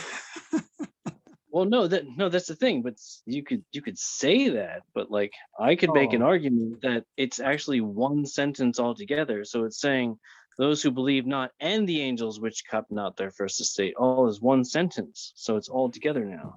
It's not. I'm telling you about this once, like you said with the other thing. It's not. I'm telling you about this thing about pink Yeah. dinosaurs, and then all of a sudden I'm gonna go over here to purple grasshoppers for 2 seconds, and I'm gonna come back to pink. You know. Well, but he's not, Do that. because like I said, he's given various examples of judgment, but go ahead then, make it into one giant sentence. And that's fine with me, because then the giant sentence goes to talk about angels and the sentence continues to talk about their, that they left their proper dwelling or estate. And then the sentence keep going. And it says that what they did was like what happened in Sodom and Gomorrah, which is sexual immorality. Right, but I think you have the order of operations out of. See, I think you're right. It does talk about all that, but the adding the Sodom and Gomorrah part at the end, I think that comes earlier. So getting it out of order, I think, mashes it all up. Well, but because you're removing the angel part and you're sticking it into the time of Korah, right? Well, yes, I am saying that Korah is the rebellion part, which is I will have you know, like the angels that rebelled. That I believe is Korah. That's 100% a description of Korah. But And that's what I'm pointing out, is that's why you're saying that, even though I'm just reading it the way it's written, that's why you're saying it's out of order, because you want to shift things. well, no, I mean I'm saying it's out of order because there's like an order to the, isn't there like an order, like first it has an order to the events, but I wouldn't say Jude does. I would say Second Peter does. So we could talk about that one if you want. So Jude is out of order, right? That's right. That's what I was gonna say. So Jude is out of order, but Peter is in order. Right. Got So that's what I was saying. Jude talks about Egypt first, then angels, then Sodom and Gomorrah, then Cain, then Balaam, and then Korah. So yeah, he's just kind of going all over the place. Oh, and he throws in the thing about when Moses died in his body. So yeah, he's sort of chronologically all over the place. So his focus isn't chronology. His focus is, hey, remember this judgment? Oh, and this one. Oh, and that one. Oh yeah, and this one and that one and this one and that one. So we could go to 2 Peter if you want. We can go wherever you want. I mean, if we run out of things, I'm gonna be like, yo, what about Enoch? Well, because we'll notice that Second Peter will sound a lot like Jude. So let me read that one, okay? Oh yeah, they're super similar, but one has one Yeah. more detail. Or than the do you other. want to give it your emphasis, or should I read it? Oh no. I only wanted to read the Jude because I wanted to hear like the falseness of, you know, I wanted to hear my I needed to hear it. The last vestige of somebody without any evidence is just to call everything a metaphor. That's gonna be the name of my next book. Yeah. Have you signed? We'll title the book, call it a metaphor. Sounds Um, good. You know what? I keep thinking about writing a book about my life. Mm. Yeah. That'd be a but- good book. You'd be like, I remember but this you know time I what? met this clown. Yeah, but no, seriously though, I just I can't seem to get around to it. So I guess I'm writing an ought to biography. Yo, you're like Ali G. Like, no, I'm gonna write my autobiography. Get it? No, I'm gonna Ought write. to. No, ought to. Yeah, I'm gonna ought to. You ought to write your autobiography, but I'm gonna Yeah. write your autobiography. Oh, so you're gonna ghostwrite it. See, right? See, You're gonna ghostwrite my that autobiography. was the thing. LEG was like, no, I'm gonna write your autobiography. He's like, give me Okay. my biography. He's like, Hey. no, your autobiography. Oh, I'll tell you what. Let's make this deal. You ghostwrite my autobiography and I'll have somebody ghost read it. Oh, that means it's going straight into the fire. Okay, I better get to 2 Peter. Here we go. Yeah. Otherwise, we're gonna Yeah. to the. So here's a section, right?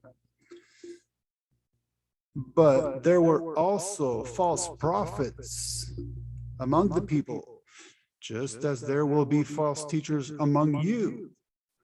They will secretly bring in destructive heresies, even denying the master who bought them, and will bring swift destruction upon themselves. Many will follow their unrestrained ways, and the way of truth will be blasphemed because of them. They will exploit you in their greed and deceptive words. Their condemnation pronounced them long ago. Their condemnation pronounced long ago is not idle, and their destruction does not sleep.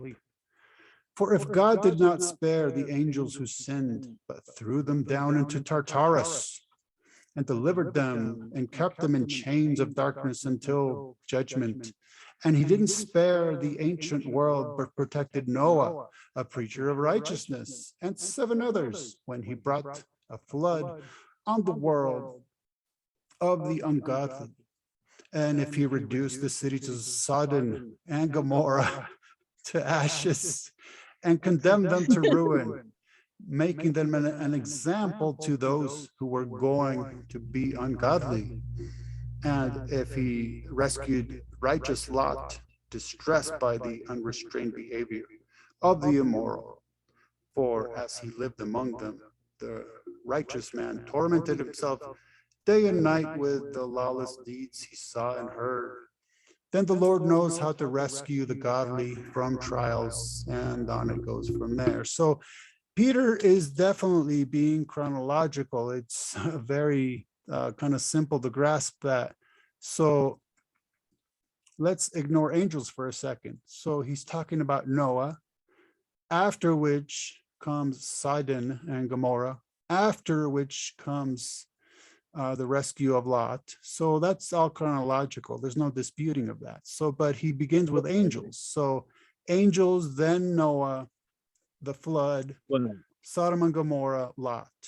So that would put the fall or sin of angels to pre-flood days.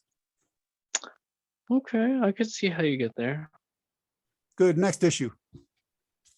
Why did he threaten them? Oh wait, why did he throw them in tartar sauce?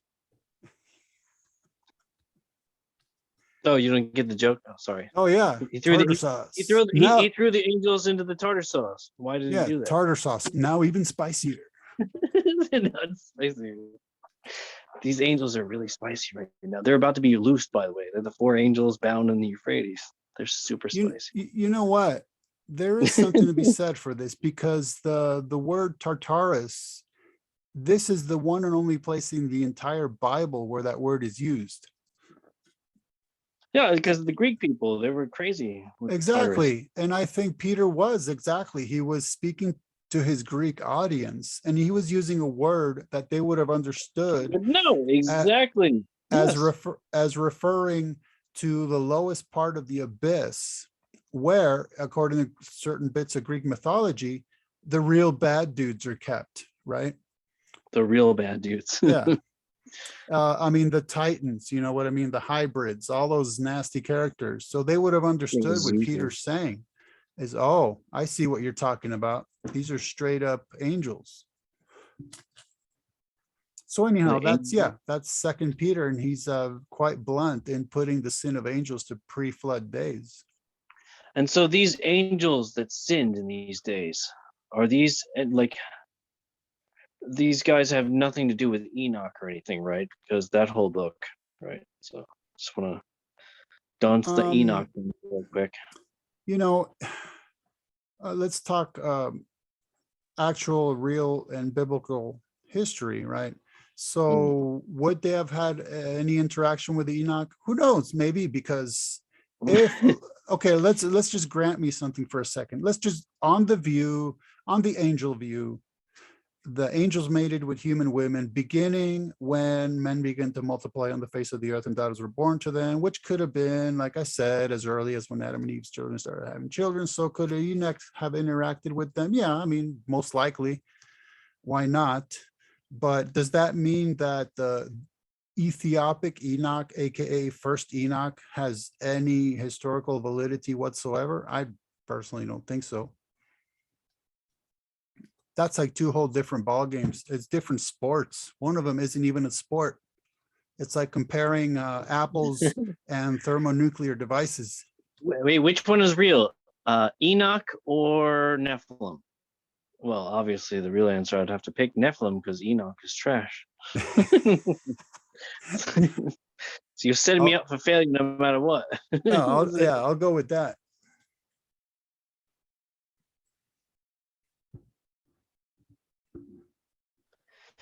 So but the pre-flood Nephilim, you would admit that they were not led by Semyaza and all the stuff that's in the book of Enoch, all this stuff with the angels on Mount Hermon, because that's a whole thing. It says if Genesis 6:4 is the thing, like honestly, like Genesis 6:4 says, in the beginning, right? When men began to multiply on the face of the earth. Well, if you're talking about Enoch and we get all the way to the days of Jared where it says the angels came down, that is not the beginning anymore. I'm sorry. Not well, I mean, I don't know. I mean, I would say, because at that rate I could just wait until there's 1,000,000 years and be like, well, 80,000 years, that's the beginning. Like whatever. To me, that's I don't know if that's an issue at all. I mean, Genesis 6:1 is vague. It's just saying when men began to multiply upon the face of the earth and daughters were born to them. That's why I said, well, whenever that was, I don't, yeah. Well, that's the beginning though. That's when men began. So when did men begin? Like obviously last Tuesday wasn't when men began to multiply on the face of the earth. I mean, I could they see were what you're doing saying it since the beginning, right? Which was when Adam was like, "Hey, Eve." So, hey, I mean, if you're asking me whether the sinful angels touched down on Mount Hermon and whether they went by those names such as Semyaza, well, I mean, it's not an issue to me. So what if that's where they touched down, and so what if those were their names? So what? It's a non-issue. It doesn't really matter. Yeah, but exactly. It's saying that there's 200 of them and they did this thing, but it's saying that the point of their story, I don't believe their story. They're saying that they came down on Mount Hermon and they did this thing, 200 of them. And this is in the beginning when men began to multiply.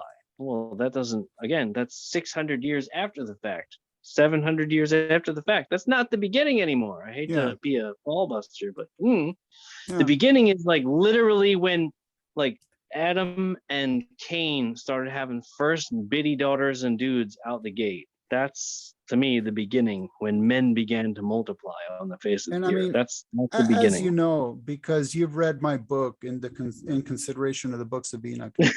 As you know, I included an entire chapter of the many ways in which First Enoch contradicts the Bible. So it's got much worse problems than that. But sure, throw that into the mix. I mean, it's just one of the many, many problems it has.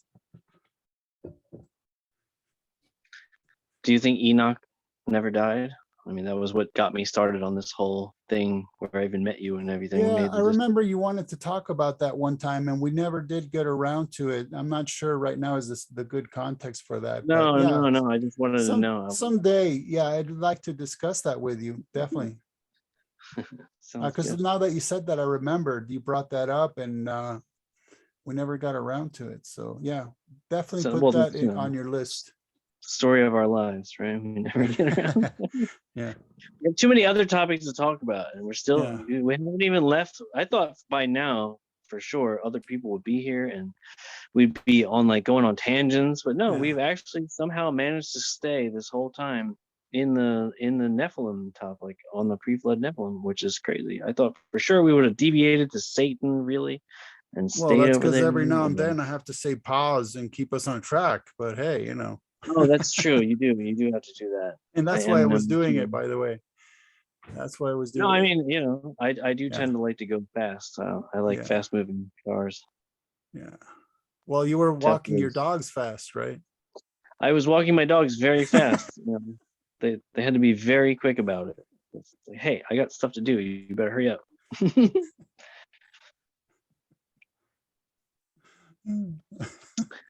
I know. All right, you had So, a pop yeah, quiz. So what's your next question? well, I already gave you like 2 or 3 of them, but you already just like chalked them like they were nothing. You were Yeah, just like, let me well, give me something challenging. Like, give me I a mean, math I'm trying to look equation. on my mess of a page here, but I'm Give not me a sure I have any of mathematical them. equation or something challenging.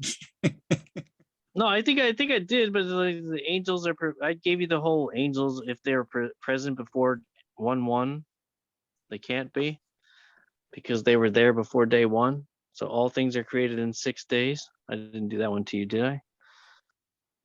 I have it written here. Well, All things were created in 6 days. Nothing else was created that wasn't created. All things are created through him, by him, and for him. So either Jesus or whatever the Lord created Nephilims and he created them, or they were so they're you're saying they're present before Genesis 1:1, which is before the creation of the earth.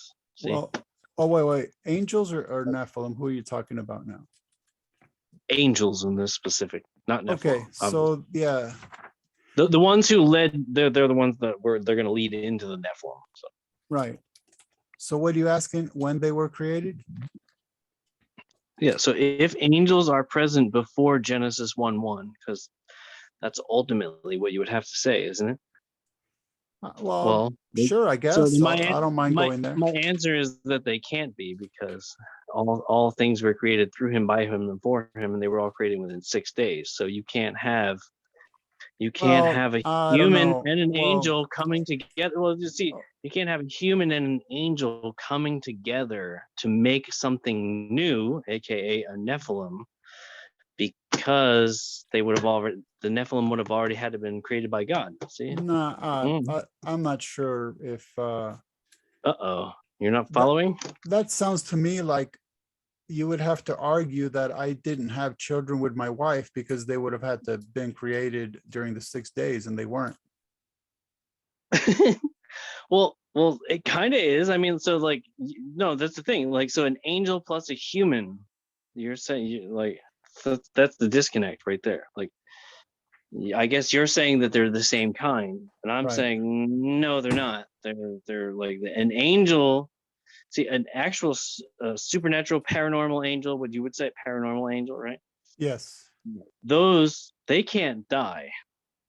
According to some other scriptures, they can't die. So if we're going to be one day sons of God, and also in addition to that, we can no longer die because we like them. See? Yeah. It doesn't mesh in my brain. So fill me well, in. Tell me what I'm missing. Well, but you didn't close that thought. What was the rest of it? Angels can't die, ergo what? Well, the angels can't die. It says one day we will be like them and we Yeah. will no longer be able to die. So, Yeah. which means that angels cannot die. So if you're Right. going to have bound angels, that's fine. But if you're going to have angels like Satan, which you say actually clever, not an angel, he's a cherubim, you can throw him into the fire because it's not an angel. But but angels cannot die. So you can't throw them in the lake of fire. You can't kill them. They're unkillable. Well, no, whoa, hold on. Why would they rebel? Well, hold Also, on. unless Hold on. Oh, that's three Holding. issues. holding Yeah. pattern. That's three issues now. So yeah, I'm still not quite sure what you're asking, but if you keep talking, then you're just gonna pile on more issues. So No, it's all the same thing. Trust me. Like, don't get overwhelmed. It's okay, all so the same. let's begin here. Job refers to sons of God 3 times. Okay, verse 1, verse 2, I mean, not chapter 1, chapter 2, and chapter 38. Job, I love Job. I was waiting for Now, you. and let me, okay, so Job does not use the term angels in Hebrew, Malakim. He says, sons of God, B'nai Elohim or B'nai Ha-Elohim.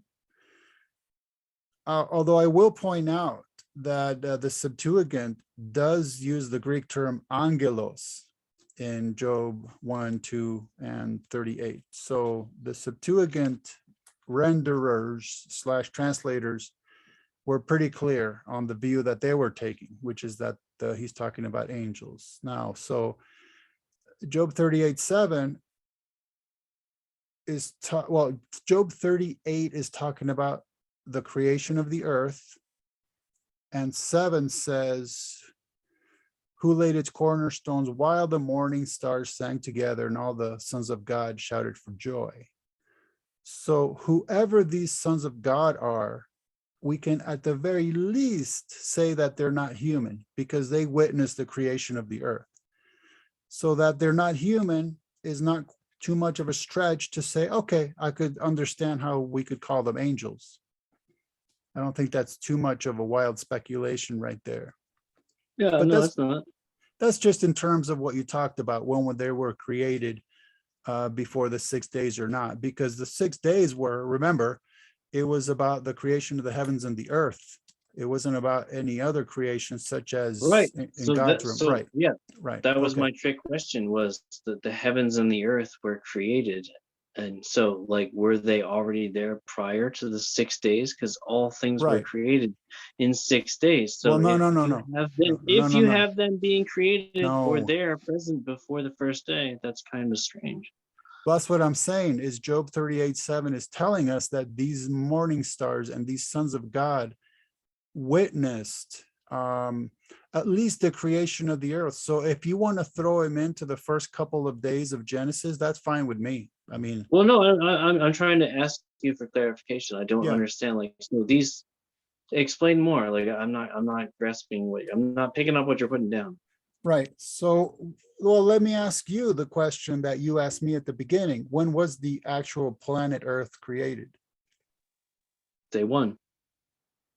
Okay, so then Job 38:7 would be telling us that morning stars or angels already existed or were created also in day 1. It's just that Genesis doesn't specify that for us. They witnessed the creation of the planet Earth, whether they were created 5 seconds before or not. I don't think that they were at all. I think it's talking about something completely different. Like, I don't think it's actually talking about the actual creation of the actual earth and all that, strange as it sounds.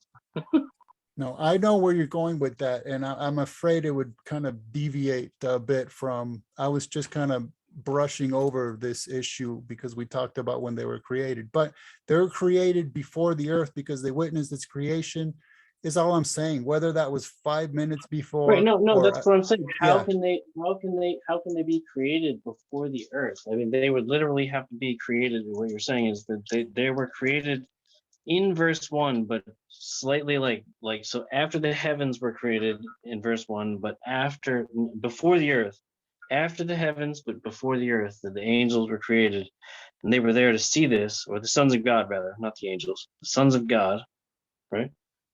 And they saw the creation of the earth, and so they shouted for joy at the creation of the earth. Although still not sure why they're shouting for joy. It's a terrible place. Well, why wouldn't they shout for joy? They're witnessing God's creation. But if they were angels, like, why would they care? They'd be like, we're not even going to live there. That's what these scrubs are going to live there. Yeah, It's but not even us. this is going way too wild in terms of speculation for me, because now we're talking about like the psychology of angels, and Oh, why wouldn't they rejoice at any of God's well, you creation can't. that they Yeah, witnessed? you're You right. know, You can't really judge anything like that because it's all hearsay. It's all that's like speculation. if one of my kids, and this actually happens, of course, it happens to every parent, their child creates a sculpture or a painting or a drawing, and we're rejoicing that it's so cool that they're doing that, even though we're not going to live in that sculpture or that painting or that drawing.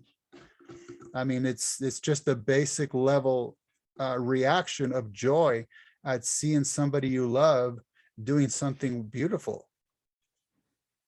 So anyhow, let's just move on from that, because we were going from the just issue of when angels were created, I suppose, to Yeah. what was the next thing?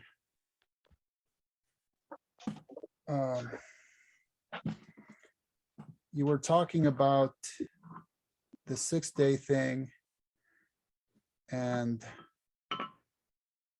what did you lead to from that? I don't know. Okay, I thought we were on to another one of your pop questions, pop quiz questions, so maybe Well, I you mean, have I it do written have a down. bunch of questions No, I here, thought but you had like that, I this said, I issue told you that they're a mess. So forgive me if I go backwards. So it's They're like, literally a mess. So yeah. Okay. Hmm. So yeah, the issue, Job talks about sons of God and morning stars rejoicing at the creation of the earth.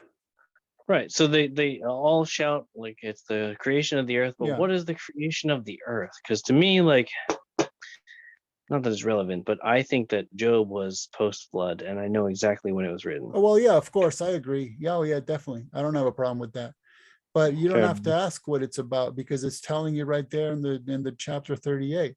Where were you when I established the earth? And then who fixed its dimensions? Who stretched the measure of it? I mean, Right. it's See, but like I could ask you metaphorically, like who fixes dimensions? You know, like, is it really a physical building or a physical place? Like, is it? I don't know. You tell me.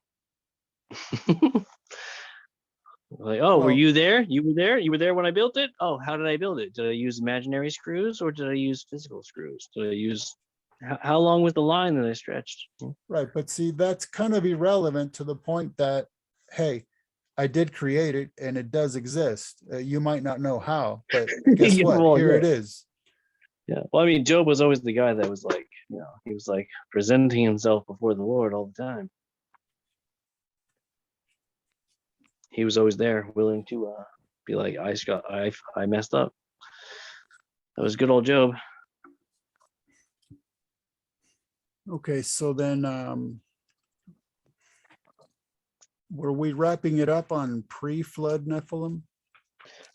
I mean, we don't have to. I mean, it's up to you. We got Oh, what, no, like, it's up to you, because you had your chicken scratch questions well, I do there. have all the chicken scratch questions, but so we have actually conquered almost all of the chicken scratch questions about, I think, the pre-flood that we could, I think. Okay, Now it goes into something else. So depending on where you would like to take it, that's where we should take it. Would you like to go into the spirit kings and all that? That's what, you know, some other folks have said that they wanted to know about, like Tyre and Babylon and all oh, this. yeah, I mean, if Or we would you talk, like to, or would you like to go into something else, like whatever? You can pick anything. so let's do this. How about do this? We'll talk about the Spirit King thing, and I'll be very kind of general, and then I'll punt to an article I wrote about it with tons of detail. And then I think that, to be fair to the audience, since we talked about pre-flood Nephilim, but pop nephalology is literally based on the concept of post-flood Nephilim, then we should talk about that a bit as well. So let's Well, I talk. mean, it's inevitable. Yeah, it got is, right. So the Spirit King thing, why don't you introduce that issue and what the topic is? Well, I just have a person here on the Hangout who, you know her, but she's interested in looking into this about there being a spirit or force acting on at times in Ezekiel and Isaiah, the prince of Tyre and the king of Babylon. And these guys are maybe influenced by a higher power or something that's working behind them Right. in the shadow, Yeah. Spirit King. And then there's something about, she mentioned 70 nations stuff, where there's 70 nations after the flood, or 70, something about 70. And that apparently has something to do with it. So you tell me. I don't know. She is going to love it if you talk about this. Right. So what I did is I wrote a chapter in one of my books about this issue specifically. And then what I did is I just released that chapter on the World Wide Web, just kind of as a sample. So anybody could search online for a paper titled The Apocalypse of the Hidden Hand. And that's a very, very detailed elucidation of this issue. So in other words, I'm just going to give you very vague statements right now, but if you really want to dig into the details, that's what you want to look for. The Apocalypse of the Hidden Hand. And don't you wish you could have thought of that cool title, huh? I know all about the hidden hand throughout history. So basically, I would say the way it seems to me is that God appointed certain of his, what I'll call angels, over certain nations, okay?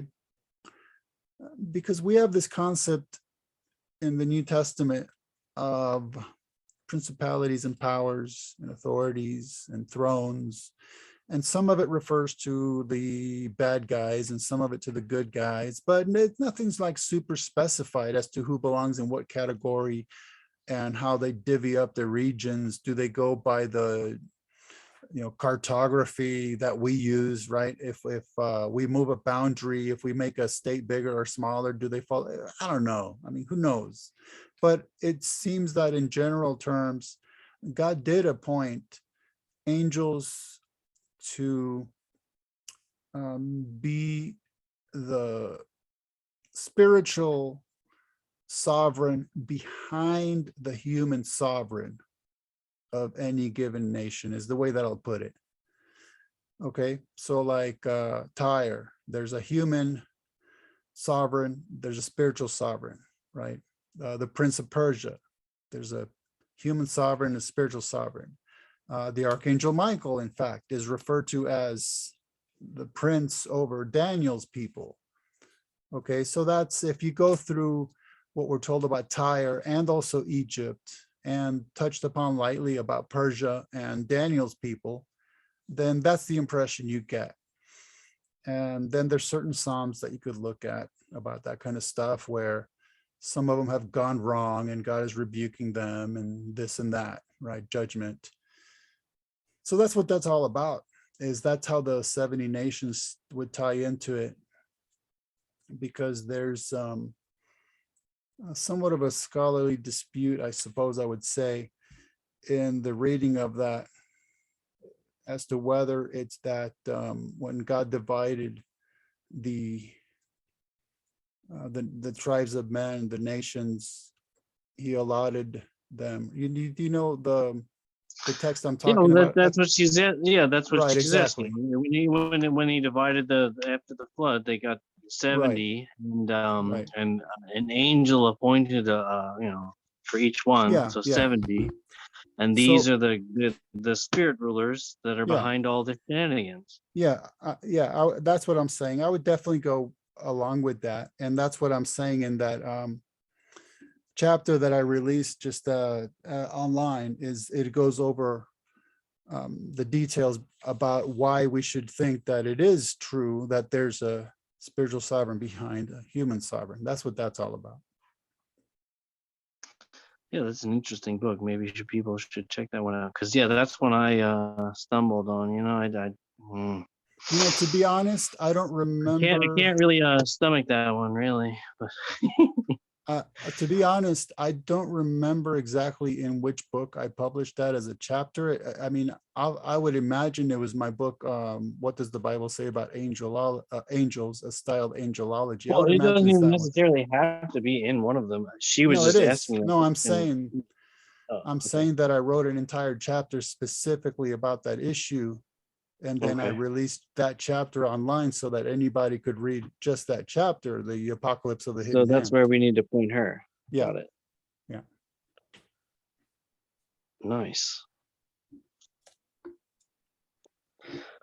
I mean, I really only hope to have you for like so long. So you got like 20 minutes left. I know you're probably like super antsy to peace out and go to sleep because you've had a long day. But Yeah. the last topic of the day, if we're going to conquer everything else and we're going to talk about all the other topics, we might as well touch on the big bad boy himself, the most baddest of all of them. Oh, okay. I thought we were going to talk about post-flood Nephilim, but if you want to jump Well, to we no, again, I said we were going to talk about post-flood Nephilim, but it was going to evolve quickly into other things, but it actually evolved slowly into other things. So at the end of the night, which we haven't talked about, it's just touching upon it for next time, setting you up for next time, though. Okay.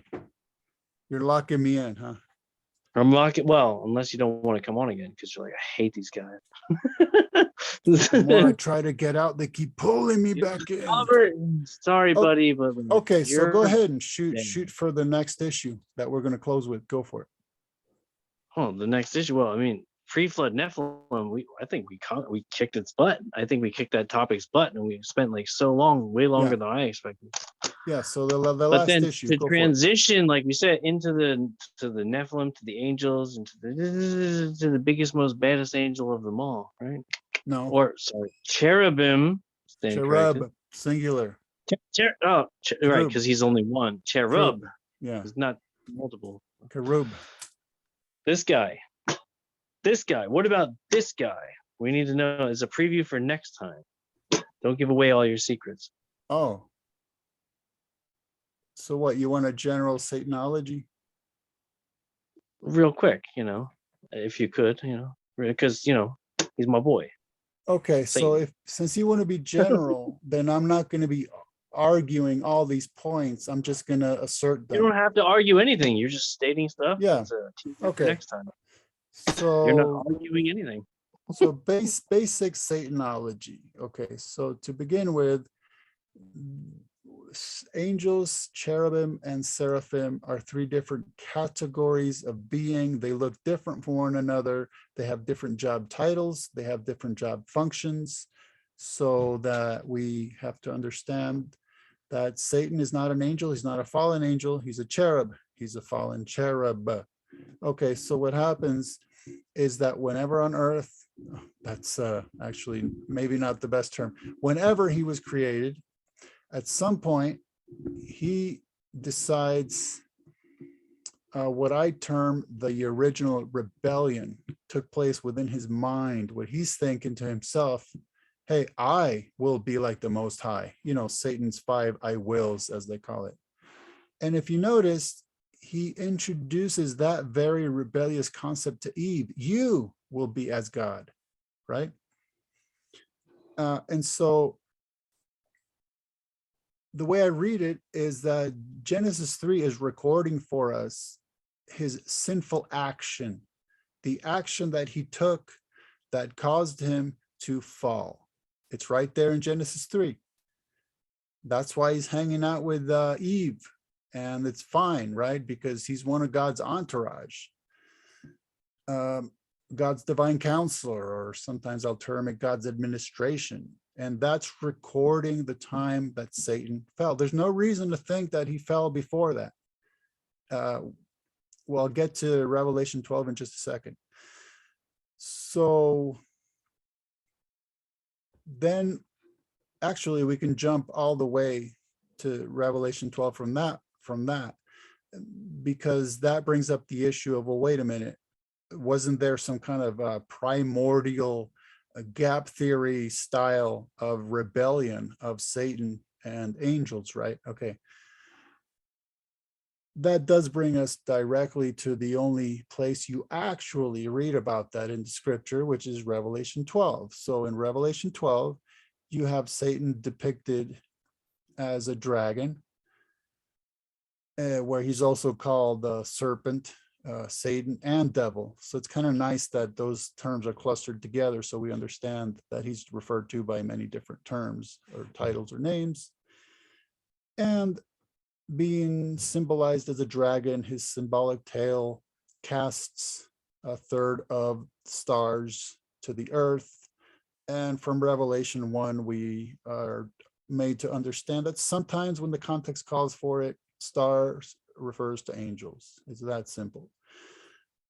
So then Satan did something, we don't know what exactly, to play a part in the fall of angels. So then that's, to me, Genesis 6. So then Genesis 3 records the fall of Satan. Genesis 6 records the fall of angels. And then Revelation 12 is just telling us, hey, he played a part in it. Doesn't tell us what it was. Who knows? And now afterwards, Revelation 12 is telling us that this child was born of the woman and that he ruled and reigned, but then that God caught him up to his own throne, right? So basically, that's Jesus' birth and earthly ministry and ascension. And after that, a war breaks out in heaven. So whatever your eschatological view is, we're not getting into that. What Revelation 12 is telling us is that the war in heaven between Satan and his angels, the fallen ones, and Michael and his angels, the loyal ones, takes place after Jesus' ascension. For us in this day and age, whether that's in the past or yet to come, that's a separate issue. But it is a post-resurrection of Jesus or a post-ascension of Jesus event. It's not primordial. It's not a gap. It didn't happen before the creation of this planet Earth. There's no reason to think that. It's after Jesus' ascension. So there's that. So, I mean, that's pretty much the basics of it. And then, oh yeah, that's part of what you were talking about, the angels. If they can't die, then they can't be thrown into the lake of fire. But that's the whole point exactly, is the lake of fire was created for the devil and his angels. And there's no indication there's no indication that they're being thrown in there to die. They're being thrown in there to spend eternity there. Exactly, that's the point. They're not dying. So they don't die. So it's, you go, you're on fire forever. You're literally on fire forever. Well, exactly. I don't know about me, but Satan. Well, not you. The evil one, the devil guy, right? Well, Satan, the devil guy. Man, I can't believe that all this time later, you asking me that question led me to remember part of the point that I'd forgotten. We both forgot before. Oh, hey, yeah. You know what? This is why the synergy between us is great. Yeah. Because we can put aside all the dumb baloney, and we can just have a picnic without baloney. Hey, there you go. You don't need baloney to have a picnic. That's a bunch of baloney. He got me. You actually do need baloney to have a picnic. That's debatable, but hey, we won't go down that. That's next time. See, that's great. So everything you just said about Satan and the deceiver and all this stuff about that's for next time, for the next 2-hour block, because that's a whole nother can of worms that we didn't even get into tonight, which we can't because there's not enough time. Right. And post-flood Nephilim will have to be the next time. Yeah, well, we got to go in order, right? Yeah, sure. Well, we didn't though, because then Satanology would have come first, but whatever. Well, banana. Potato, whatever. Yeah. It's close enough. But hey, go ahead and I'm gonna go ahead and give you the last. I think that's good enough, right? I'm gonna give you the last couple minutes to go ahead and plug it up with all your informations. Even though I'm so sorry to hear about your website for temporariness. Oh, yeah. But go ahead and plug yourself. Tell them how they can do whatever, and then I'll go ahead and end it. But please do remain with me a little while after that. I guess so. In this April Nephools Day 2022, at this very moment, my website is down because I paid some IT nerd to make it mobile friendly, and the guy basically destroyed it. So hopefully it's up in the near future, but for now, I don't know. Just maybe help a brother out. Go to Amazon and just search for Ken Ammi, AMMI. And I've got, I don't know, maybe 50 books on there that I've written and published. So, or else just go to YouTube and do the same, type in Ken Ammi, and, you know, have a fun time listening to all my rantings about various and sundry issues. Yeah. All right, sounds good. And so yeah, Yeah. go there. The website issue is a very sore spot for me right now. So, okay. Yeah, well, you I saw know, that the other day, and I was like, you know what? What happened? I wanted to hit you Yeah. up. Well, now I know. So Yeah. that's terrible. But you know what? You'll get it back. It'll be fine. Yeah. They can still find you via these ways. They can still find Right. you on Amazon. They can still get your books, even though bologna attacks, bologna Right. sandwiches. Well, I'll tell you what, for your audience, if anyone contacts me through the comment section or any other way that we could somehow manage, then I'll definitely cut you a deal on the price of books. Let's do that. Hey man, if you want to do that, if you want to arrange that, I can do that for a certain Yeah, time. If you of course. put some sort of discount code or whatever you want to say. Yeah, I'll Came save you, from Codename Lumiere channel. save you a few shekels. Save you a few shekels. See, he's willing. This is why I love Ken. 'Cause he's getting his ideas out there, but he's not trying to chop your arm or your leg off to, In how fact, you know expensive what? remember when we made that one book? How expensive was that one book? It was what, like $1,000? It's like, what? So yeah, we're not getting that book. Hey, you know what? Speaking of ideas, I just had an idea. I'm going to start a new form of currency. It's going to be e-shekel. It's gonna be the shekel. Yeah, I have some shekels, some actual E-shekels. these shekels. No, electronic shekels. shekels. Yeah, Okay. That's electronic. Okay. electronic shekels. Whew. Sorry, Firefly, you came right at the end. We were saying goodbye. Unless you have a quick question for him. No, His that's time- what I just figured, because I went, You have oh, about 8 minutes. I hope to only have him till 10:30, and you got 8 minutes. So, Yeah, go for it. so hurry up. I just yeah. pulled up. I was like, oh man, I had to go work at the house, and then I Well, don't waste it on your story. Ask him. ask him. Yeah. Whatever question you had for him. Well, I don't have my question formed really good yet. This is my question. Why couldn't, or would you say, or why not the sons of God, I say, AKA angels, speaking in that terminology, the angels being the sons of God, being like the first man, Adam, because he was a son of God. And I tend to not believe there was only one race made, but that God made mankind. He made many. Adam happened to be the first. You wouldn't be the first unless there was a second and a third. It doesn't say, it says he made Adam. So he made man. He made mankind. It doesn't say he was the only one, but wasn't he the first one? So I think there's several sons of God. And then, he made these women. They're daughters of men because they weren't made directly from God out of the earth, but rather they came out from man.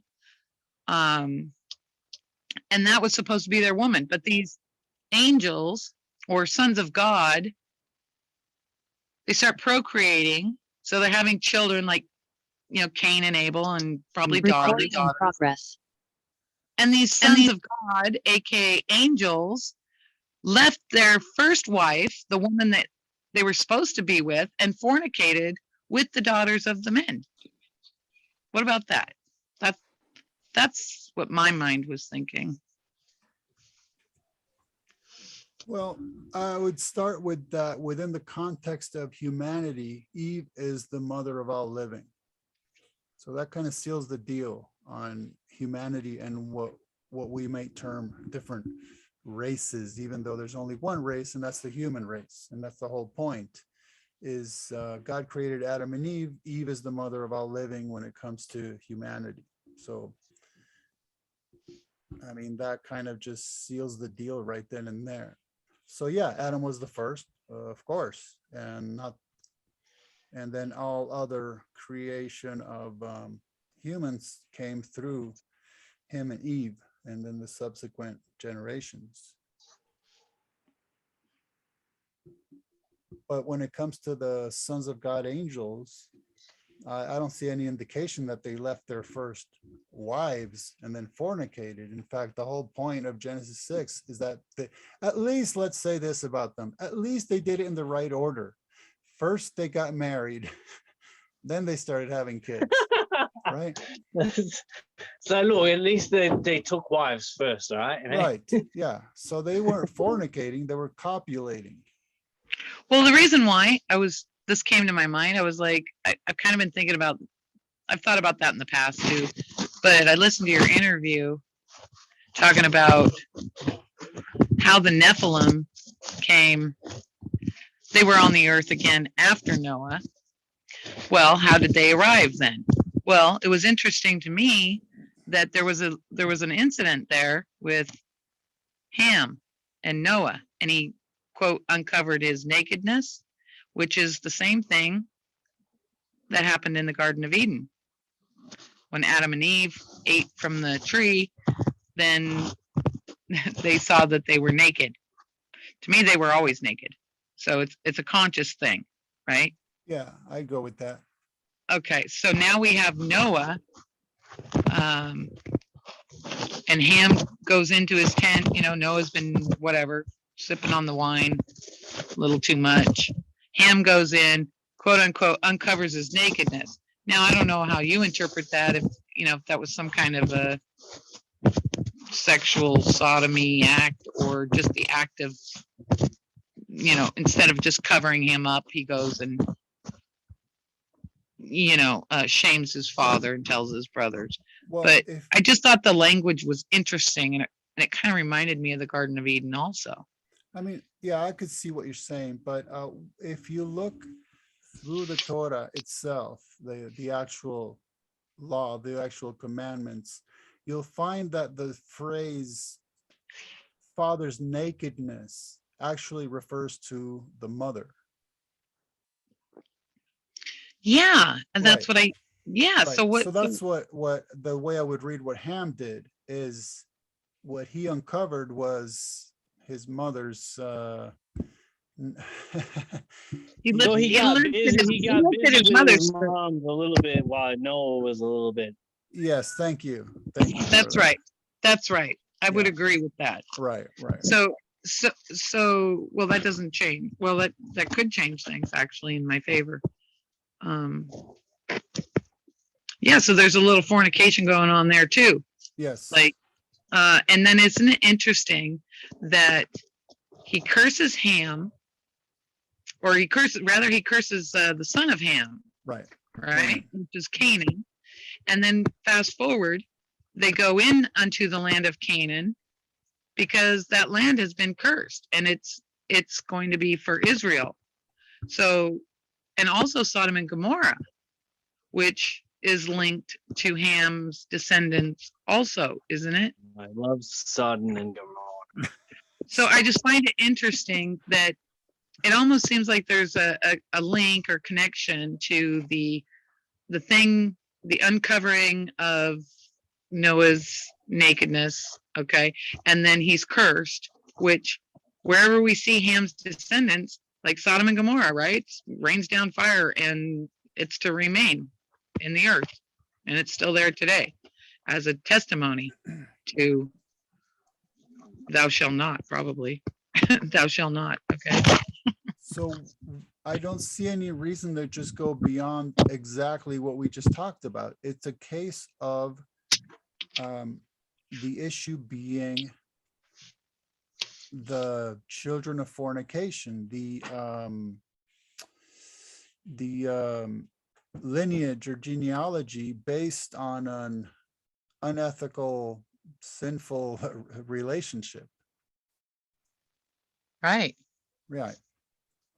When the sons of God saw the daughters of men, because there are no daughters of God, notice, because he formed Adam out of the clay, and then he took the woman from Adam, and he said, this is bone of my bone, flesh of my flesh. I call her woman because she came out from man. So the woman was not she wasn't directly made by God from the earth, but rather she came out from Adam.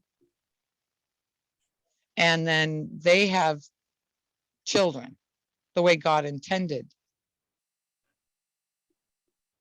Right. So the only thing I can think is that there were other sons of God, and those sons of God left their woman, their woman, and mated with all the, progeny. What would you call them? Their Yeah, offspring. but okay, well, that's Is that is that going too far out there? well, because there's no indication that they left their woman or women or first wives. That's one thing that we don't have. We don't have do you a mean? data point for that. When the sons of God saw that the daughters of men were fair and took of them all that they chose. Right. Yeah, that's the statement. Well, but the How statement did is they leave? not Yeah. that how did they they leave? left other women to go do that. It's just that that's what they did. They did that That part. that was their first estate. That was Well, an estate hold on. being, that was their first position where God placed them in the garden, can- right? He placed Adam out from Adam. He took the y'all woman. can continue this conversation all you want. I'm just letting you all know that Ken was only agreed to be here until 10:30, so now he's after that, so you can leave at any time. Oh, that's okay. I'll just ask for overtime pay. Yeah, I will pay you overtime pay. You got it, buddy. No, because kind Because of all night we were. as children, even me as an adult, I still ask the childish questions, which is, well, where did Cain find his wife? And where did all the people come that came to the Why does city all that this him and his question wife matter? built? And so I don't see that the scripture really tells us one way or another, but I don't think that it tells us that there weren't other people. I think it Well, shows us clearly that there were other people, Well, but that Adam was the first of many sons. okay. That's Not sure we I'm just follow what you're saying. I'm just trying to iron out what, if you're asking a question. So one would be, it doesn't tell us there aren't other people. It seems to be that there were other people, and I'm not sure where you're seeing that. I'm seeing a progression from Adam and Eve and all which follow from them. I don't okay. see Well, then yeah, go ahead. I would have a problem with that because By the that's way, she's incest. the Mount Vesuvius, so careful. Well, what you listen to. that's incestual. That's Anyway. insinuating incestual relations then. Okay, yes, let's. And so then, God's not for incest. Otherwise, why would what he have makes a you think problem with so? What Ham makes you think? uncovering his mother's nakedness? Okay, I mean, hold on. What makes you yeah. think that? That God is not pro incest, Right. for what I just said. Ham uncovering his mother's nakedness. Okay, hold on, hold on. A man will leave his mother and father and cleave unto his one wife, not many wives. Well, no, okay, that's a category error. Incest has nothing to do with multiple spouses. Well, I'm just throwing that in there for good luck.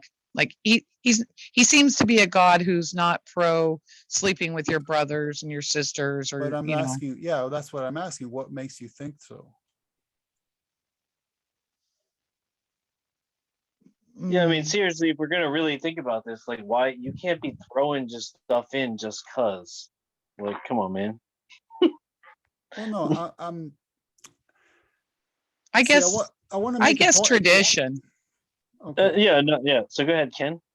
okay. So I was asking that only so that we could start ironing out what actually is going to end up being a chronological issue, so that when we say things like, hey, you know what, there was something wrong with Ham mating with his mother, then that's post-flood. So you're talking a long time after Adam and Eve. You're talking a long time after, well, pretty much what we've been talking about, which is Genesis chapters 4 and 5, and then even into 6. And so you have to think about, you can't necessarily apply a law that God commanded later in history to an earlier part of history. Okay, so what I'm saying is this, that it seems to me that when God flatly commanded against incest, it's when it became a problem, which implies that before that it was not a problem. Well, why was it not a problem before that? Because God's original creation was good, and Adam and Eve's genetics would have been pristine, and their children's, and then post-fall, very slowly genetics starts becoming a problem, to the point where that it became such a problem that if you had incestuous mating, then that would start breaking down humanity at a biological, at a genetic level. That's when God starts saying, guess what? Don't do that. You're literally not allowed to do that anymore. And so, in other words, it would not have been a problem with Adam and Eve's children, because there would have been no genetic problems for who knows how many centuries or millennia. And so what I'm saying is that the biblical view appears to be that, yeah, Adam and Eve's children and children's children and children's mated with each other, initially in very close incestuous type groups, but there was no commandment against that at the time. And there was no reason to command against that at the time, because it simply just was not an issue. It wasn't a problem. It wasn't unethical. It wasn't a sin. It wasn't a genetic problem until it becomes such. And then that you have to start breaking people up into people groups, so you don't have those close relationships anymore that would start seriously damaging the gene pool. So what I'm saying is, let's not take laws from long after the flood, or even one event that happened maybe not too long after the flood, and then apply that to what happened to when Adam and Eve first started having children. I'm just saying that's not, it's anachronistic. It's not chronological. To just say, well, it's tradition. Well, yeah, it's tradition now, and it's been tradition for millennia, but it wasn't an issue back then originally. Okay, well, I would have an argument for all that. You would have an argument. Does Zach have anything to say? Like, go ahead. You can. What would you say to that, Zach? No answer. Okay. Well, obviously. Oh, there he is. I mean, obviously, incest only became a problem later. I mean, even if you, yes, because even if you think that, I mean, it was a problem. Well, I mean, if the Bible is clear that Eve is the mother of all living, you know, she's the mother of everybody. So her children would have to sleep with other children. And then you brought up, you know, uncovering the nakedness, sleeping with, you know, his mother. I mean, that's kind of like irrelevant. I mean, the only thing that would be bad is if you were to sleep with another married person. You know, like if a woman is already married, you wouldn't be, even though she's your sister, you wouldn't be sleeping with her. Well, that was my first accusation, that the sons Yeah. of God, being those who God initially created from the earth, meaning more than one, Adam, which just means man or mankind, Adam being the first of many sons, which to me would answer the population questions. And it would also take care of, that there was no incest. Now, to Ken's comment, I would argue this, that, well, there weren't any laws. The law didn't come until later. But just because there was no command, the only command in the beginning was, thou shalt not eat of the tree. We'd have to say that God was okay with every type of sin that he introduces later on, like slavery. That was okay until God made the law. Everything would be okay then until God made the law. But the Bible says he changes not, that he is the same yesterday, today, and forever. I change not. And there is some scripture, I can't point it, it's somewhere in the New Testament, I believe it talks about that although the law had not been made, those who sinned before the law can't be judged under a law because there was no law. However, the fact that they were sinning still remains, and death still reigned. So that would be my response there. Okay, well, let me talk about that a little bit, but then back up to finish the thought on the issue of the incest and all that. So I'm afraid that's maybe just too general a way to argue, because then there'd be no such thing as a new covenant, right? I mean, we have a Adamic covenant, Noetic covenant, Abrahamic covenant, covenant with Moses, the covenant with the Aaron, the covenant with the Levites, and on and on and on and on and on. So we'd have to say, well, then we're still living under the law and we need to build the temple and sacrifice because God changes not, right? It's just a bit too generic, I think, to apply a general concept like that to the issue of incest. So let's go back to that for a second to say, well, where do we see other people groups appearing? And I don't see that we do see them, because throughout Genesis 4 and 5, there's multiple generations happening, multiple generations happening, so that when when Cain absconds from Adam and Eve, and he goes to live in the land of Nod, there would have been plenty of people around that were related to him through Adam and Eve for him to find a wife. That's where his wife came from, same place he did, just maybe in a different generation. But there were plenty of people around because Adam and Eve had multiple children, and then of course their children started having children and so on. So there's no need to kind of artificially insert people groups that were not related to Adam and Eve, because that's what Genesis 4 and 5 are telling you. There were multiple generations going on, and Cain just goes out and he finds a woman to marry, and he would have been, his lineage traced back to Adam and Eve just like hers.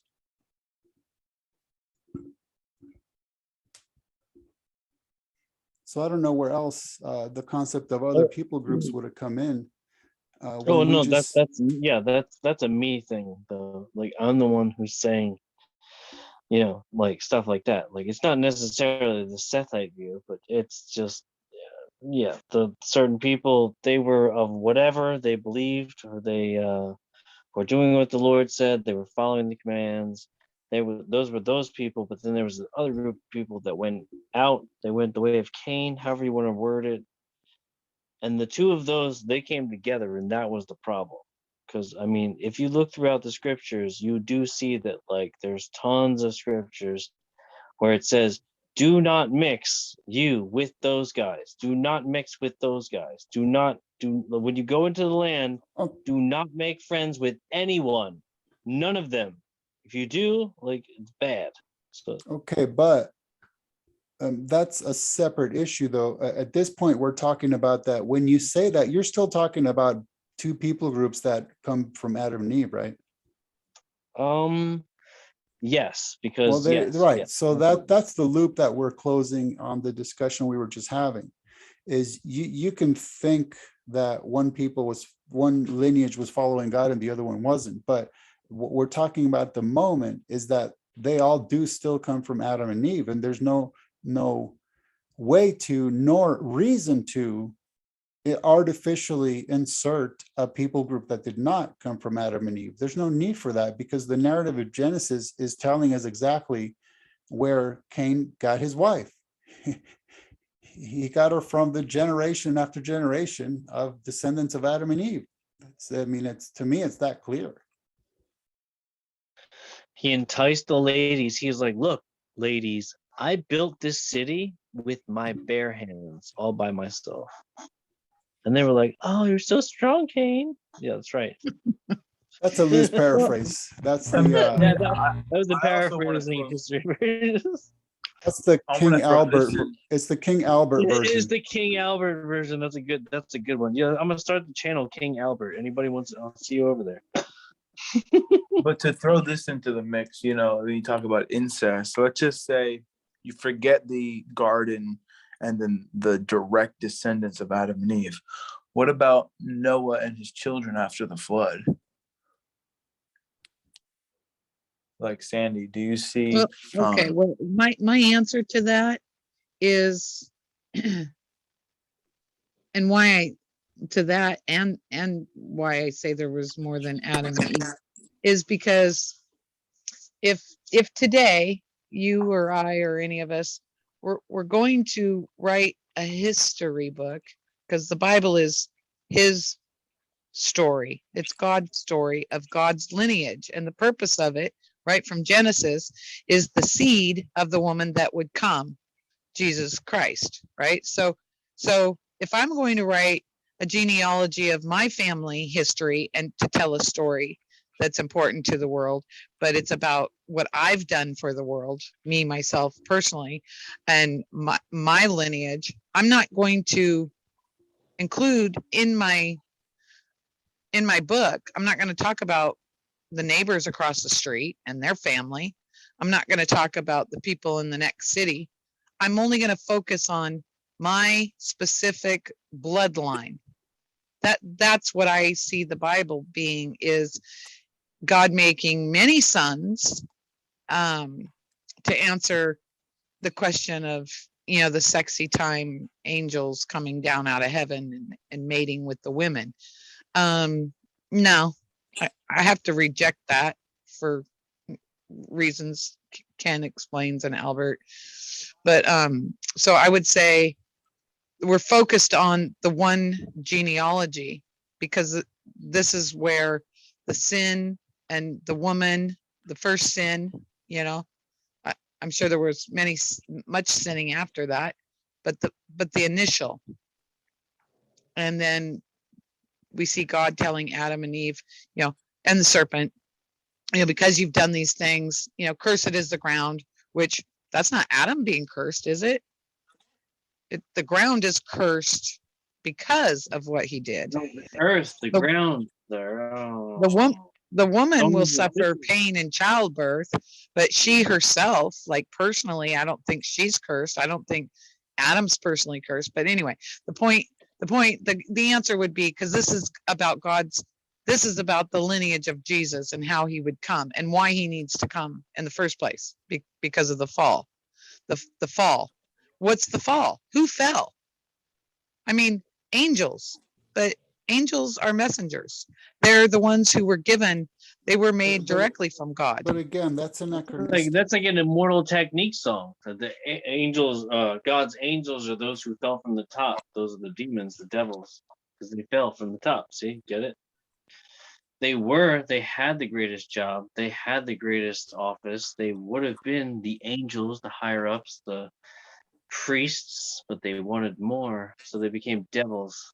But Well, if you that want would to be, refer, I would ask Ken that. Ken, would you say that Yeah, Adam yeah. What does was Ken say? a priest and a He's the star king? of the show. personally, I'm not into trying to confer those sorts of titles on Adam, like the federal head of humanity and all this stuff. I don't know. There's a lot of things that we could say about Adam. I'm not sure if it's helpful or illustrative to refer to him as a king or a priest. I mean, maybe he did kingly things, maybe he did priestly things, but I'm not sure it's very useful to put those labels on him.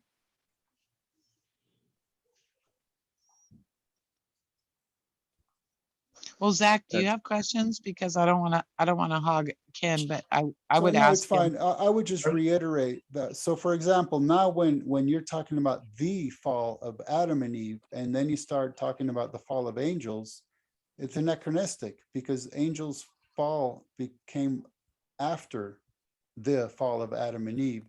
And so I'll just reiterate my point that there are not only no other people groups in scripture, there's no need for other people groups. So in other words, we can't just say, well, but the Bible's telling us about a certain kind of people group. It's just not bothering to tell us about others, because then we're going into the realm of thinking that lack of evidence counts as evidence. In other words, that's what I'm saying. There's no reason to even artificially insert. Well, why not? other- You say lack of laws equals no law.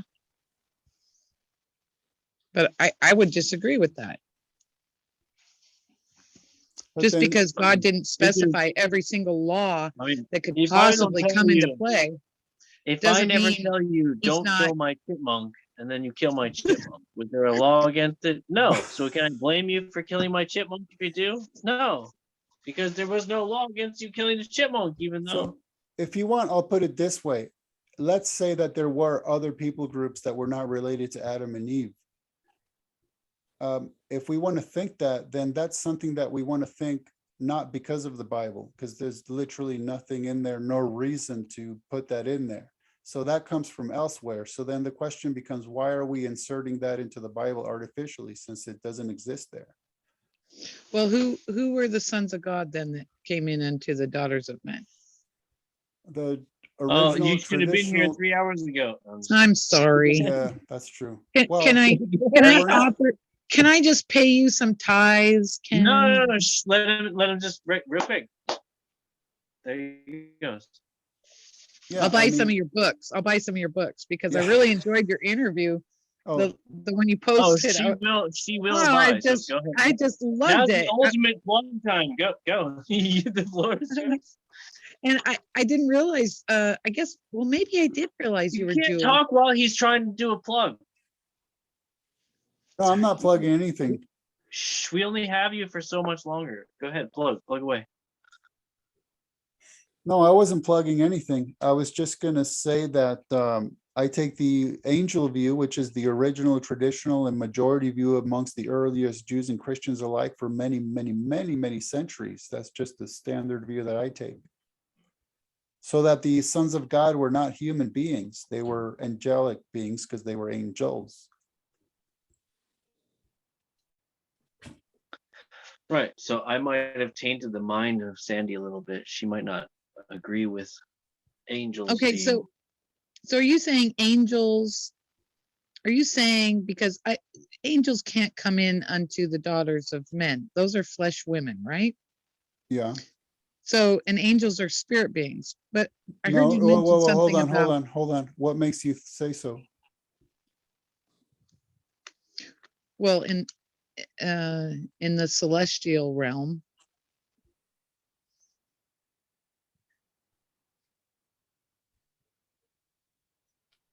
I know you're going to say they could take on flesh. No, I'm not going to say that at all. In fact, earlier in this discussion, I specifically argued against that. There's no such thing in the Bible.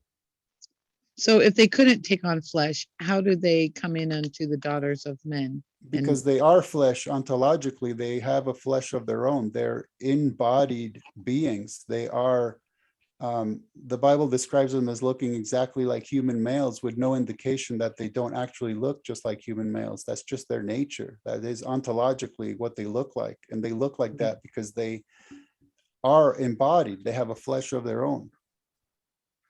Like a celestial flesh. But the flesh that they would have of their own could not mix with the flesh of a human then. Well, But you're saying that the Bible would say that they do mix. oh yeah, absolutely does, because since angels look exactly like human males, they could mate with human females. It's that simple. Well, if that's the case, then I would imagine the women giving birth to literal giants, then why not? But because there's no such indication in the entire Bible. so you said something about the Ezekiel scene of the wheels within the wheels, and you mentioned that being the throne. And I'm referring to the interview you posted because it was super interesting. Oh, she's watching the thing that you most recently posted in the Nephilim channel. Yeah, where I was questioned. Yeah. The last question, I'm sorry, I don't remember the interviewer's name, but the last question he'd asked was about how Satan could have entered into Judas. And you mentioned those 3 wheels within a wheel. And I had to listen. I listened to your answer. I had to go back and listen to it like 3 times. Yeah. And I'm not sure I quite understood. It's almost as if, are you saying that Satan as a cherubim could also take on flesh? Okay. I'm not quite sure how we got there when we're talking about how angels could, but that's fine. I could see now. Yeah. No, it's fine. It's fine. Because, okay, I see now that the last bit of that question is how you are wrapping it all together. So I see what you're saying. Okay. So what I would say is that God created a material creation, and that includes material beings that are angels, cherubim, and seraphim. There are also disembodied entities that are actual spirits that don't have flesh and bone, but there's no reason to think that angels are not fleshly beings or cherubim or seraphim. Part of the reason is that we're given physical descriptions of them. We're never given a physical description of a demon, for example, because they're not embodied. They are literal spirits. We're not given a physical description of anything else that is not embodied, because by definition, they can't have a physical description. So let's go to where are we given, if you know, where are we given a physical description of a heavenly angel outside of they can appear as men? That doesn't make them fleshly. No, there's no, wait a minute. There's no such statement that they can appear as men. I'm not sure where you get that. Well, okay. Well, I'm not sure where you get that they have some kind of body. Okay, so what I would say is that I could literally bore you with the number of times that the Bible describes angels as looking just like human males, and they're physically present. They're doing physical acts. They're eating physically. They're walking physically. They're shutting doors physically. So in other words, every single time we hear about angels, they're physically present doing physical things. So why are we going to throw all of those references away in favor of a view that the Bible never one single time proposes? Can I ask a side question? Good. Just because I can eat food does not mean I can make babies. Just I have to ask that because I know that's a thing. I'm sorry. Can you know that that's a thing? You know that that's a thing.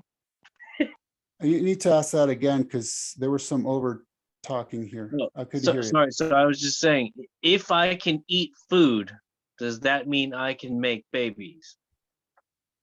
Because that's like, because they were eating. Remember, that whole thing. oh, they can eat. If they can eat, then that means, right? Right. So because they look just like human males, then there's no reason to think that they can't do the things that human males do.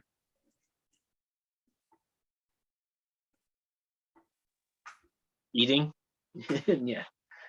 Well, Right. human male. Well, I mean, if you do look like a dude, like you would expect, but you would have to, like, Yeah, but this is just such a stretch for me, because even if these angels could appear or put on, they're referenced as men, they're obviously something celestial, something other than men, right?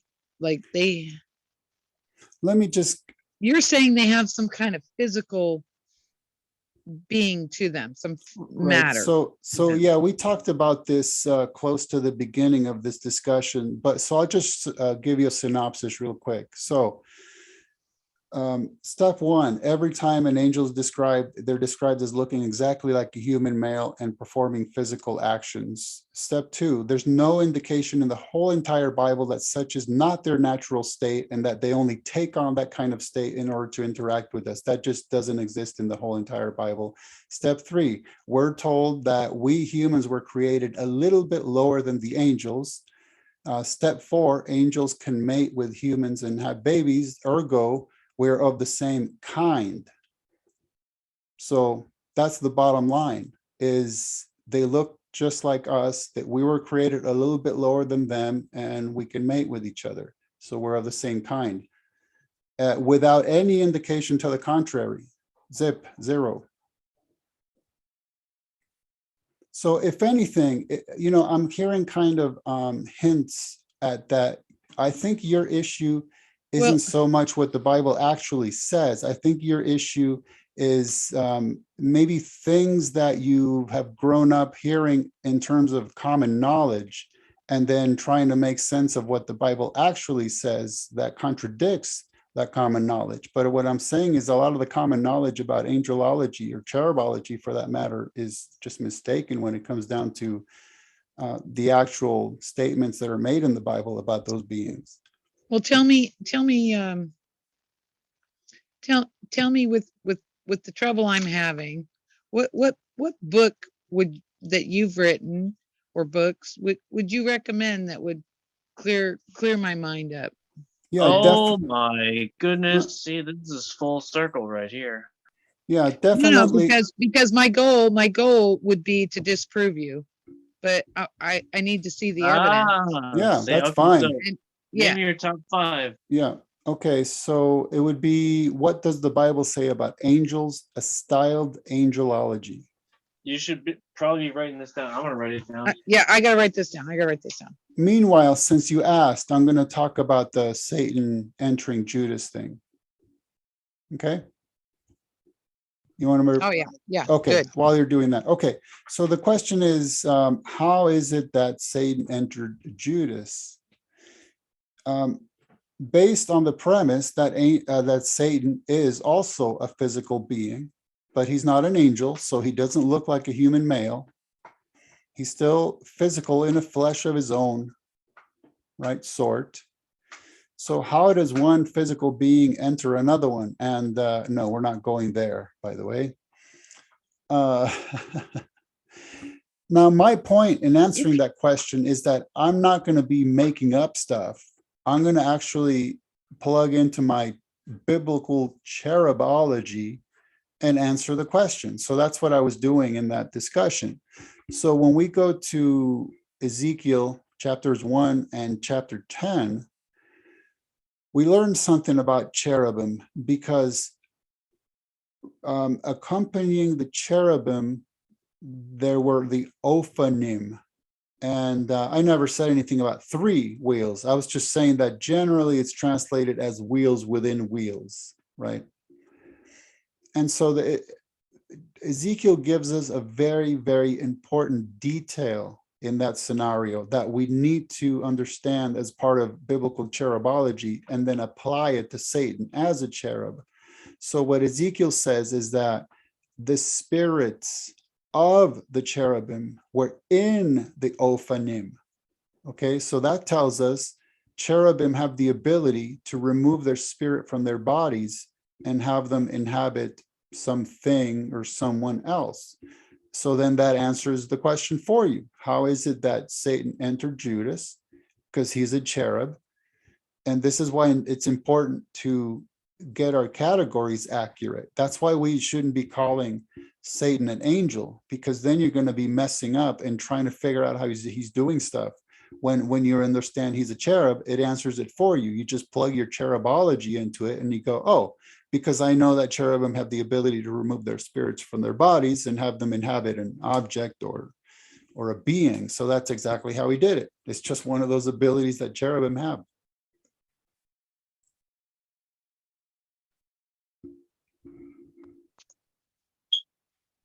Perfect. So we got the angel book. You need 4 more to recommend to specifically her. Okay, then I would say, what does the Bible say about various paranormal entities? A styled, a styled paranormology, because then that one gets into cherubim and also seraphim, and then a bunch of others. That's one of the huge books, isn't it? But no. That one is surprisingly short, but man, it covers every entity that isn't an angel and isn't a demon, because then I have a separate book just on demons. So this one's, yeah. What does the Bible say about angels? And then what does the Bible say about various paranormal what? Entities. Entities. All right. Well, that's only 2 of the books. You got 3 more slots. 3 more plugs. I mean, well, I know obviously one of them has to be Satan. I have to plug that. So, well, yeah, Satan book. She needs the Satan book. Trust me. Yeah. We love our Satan. She needs the Satan book. Okay? So that would be, what does the Bible say about the devil Satan, a styled Satanology? Yep, she needs that one. So that's my choice. And then, well, we need we got to have a wild card from Ken. And well, no, why don't we throw in on the Genesis 6 affairs, sons of God, angels or not? Oh, Genesis 6 affairs of God. Genesis 6 No. It's like an affair. The Genesis 6.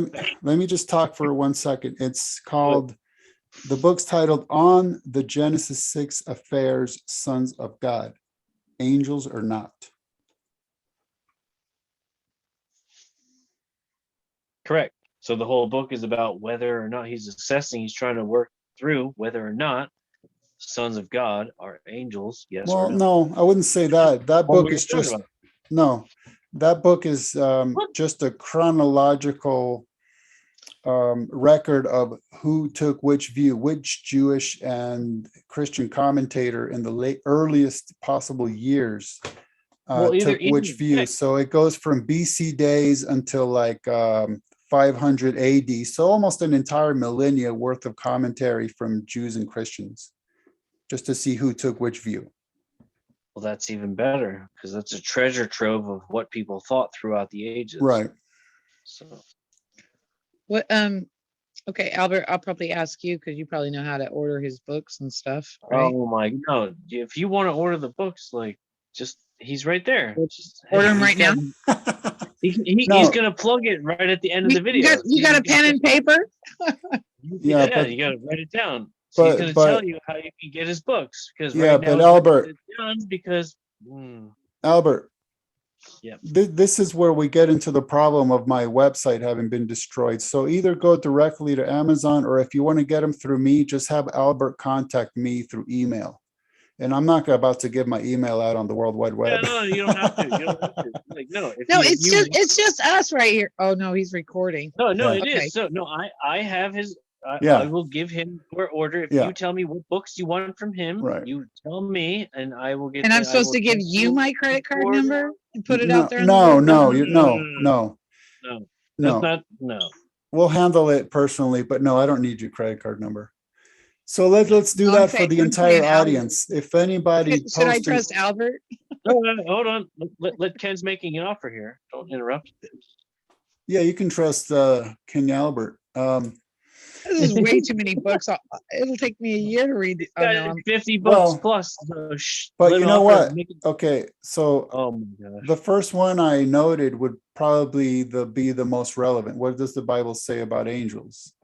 That's straight up the one that we've been touching upon the most, really. Yep, that's on the top Yeah. here. You have that at the But top. what I would say for the audience is let's do that. Anybody who comments in the comment section to this video, then Albert can see that. And if you want to get in touch with me, he'll put you in touch with me through, backdoor channels rather than the World Wide Web. Let's do it that way. Yeah, I can do that. I can absolutely do it. If somebody wants a book and they, Yeah.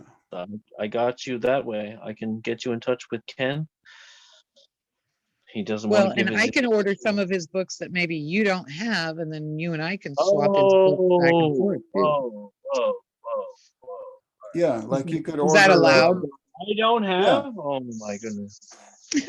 He's my biggest fan.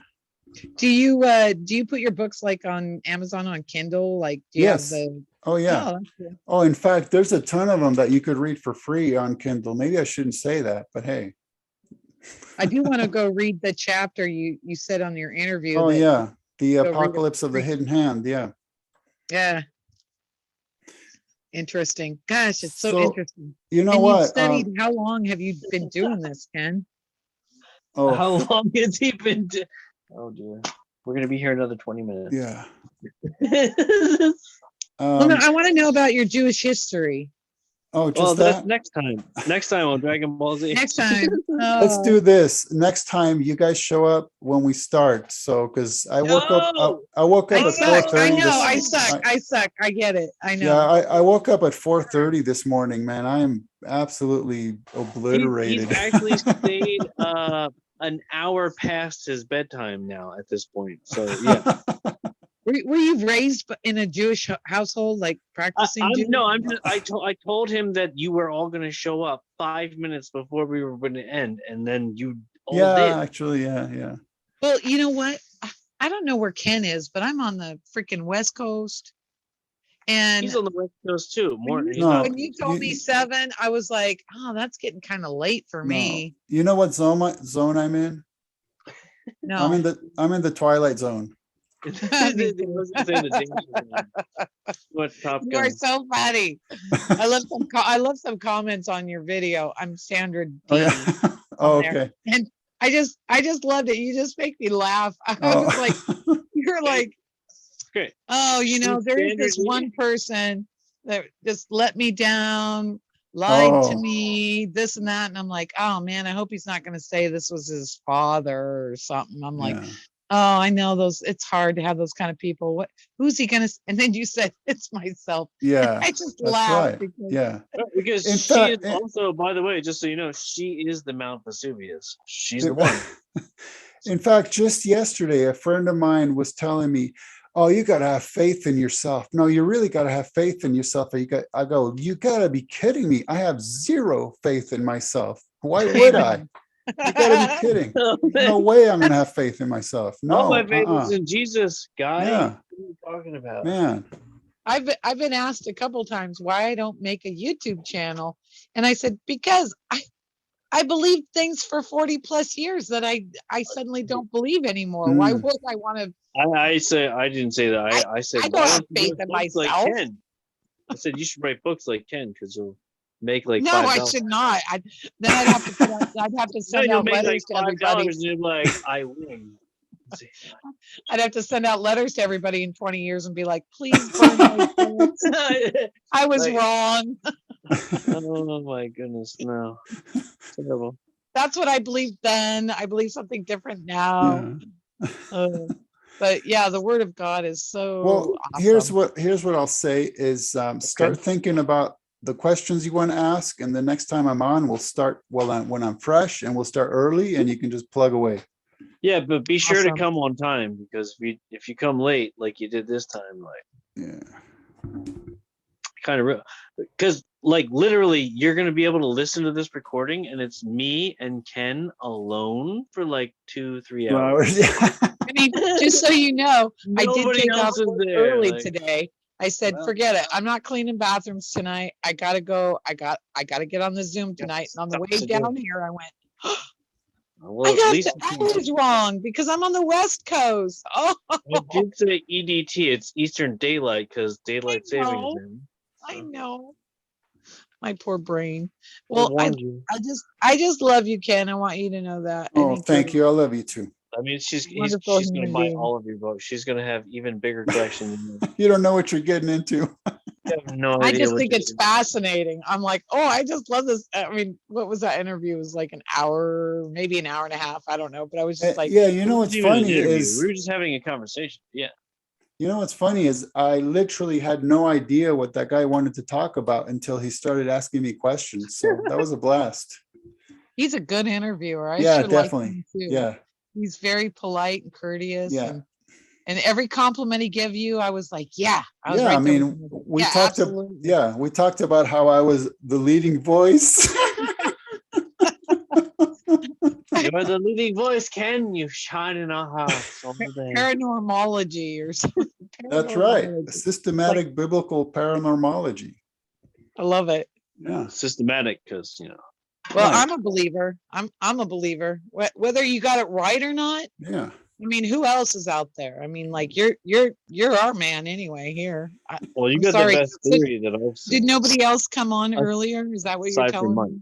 No, like literally nobody came except for you and Rob was Rob here was for on, like yeah. 10 minutes here and there. But Oh, I that was thought it. that really living And it. then no, Christmas Zach was- Zach was here as well. He came for a little Yeah. bit. Zach was here. Yeah. Our hearts are in the Was it? right place. Well, folks, Was it? I Okay. I would love Yeah, to keep no, going, that's but it. Like I'm you're way tapped out. past. Yeah. You're way past your All right. time, Hey, so God bless you. Thank God you bless for you. I'm having gonna me on. It's go. been a pleasure, and let's do it again. Let's do Amen. it. Let me Okay.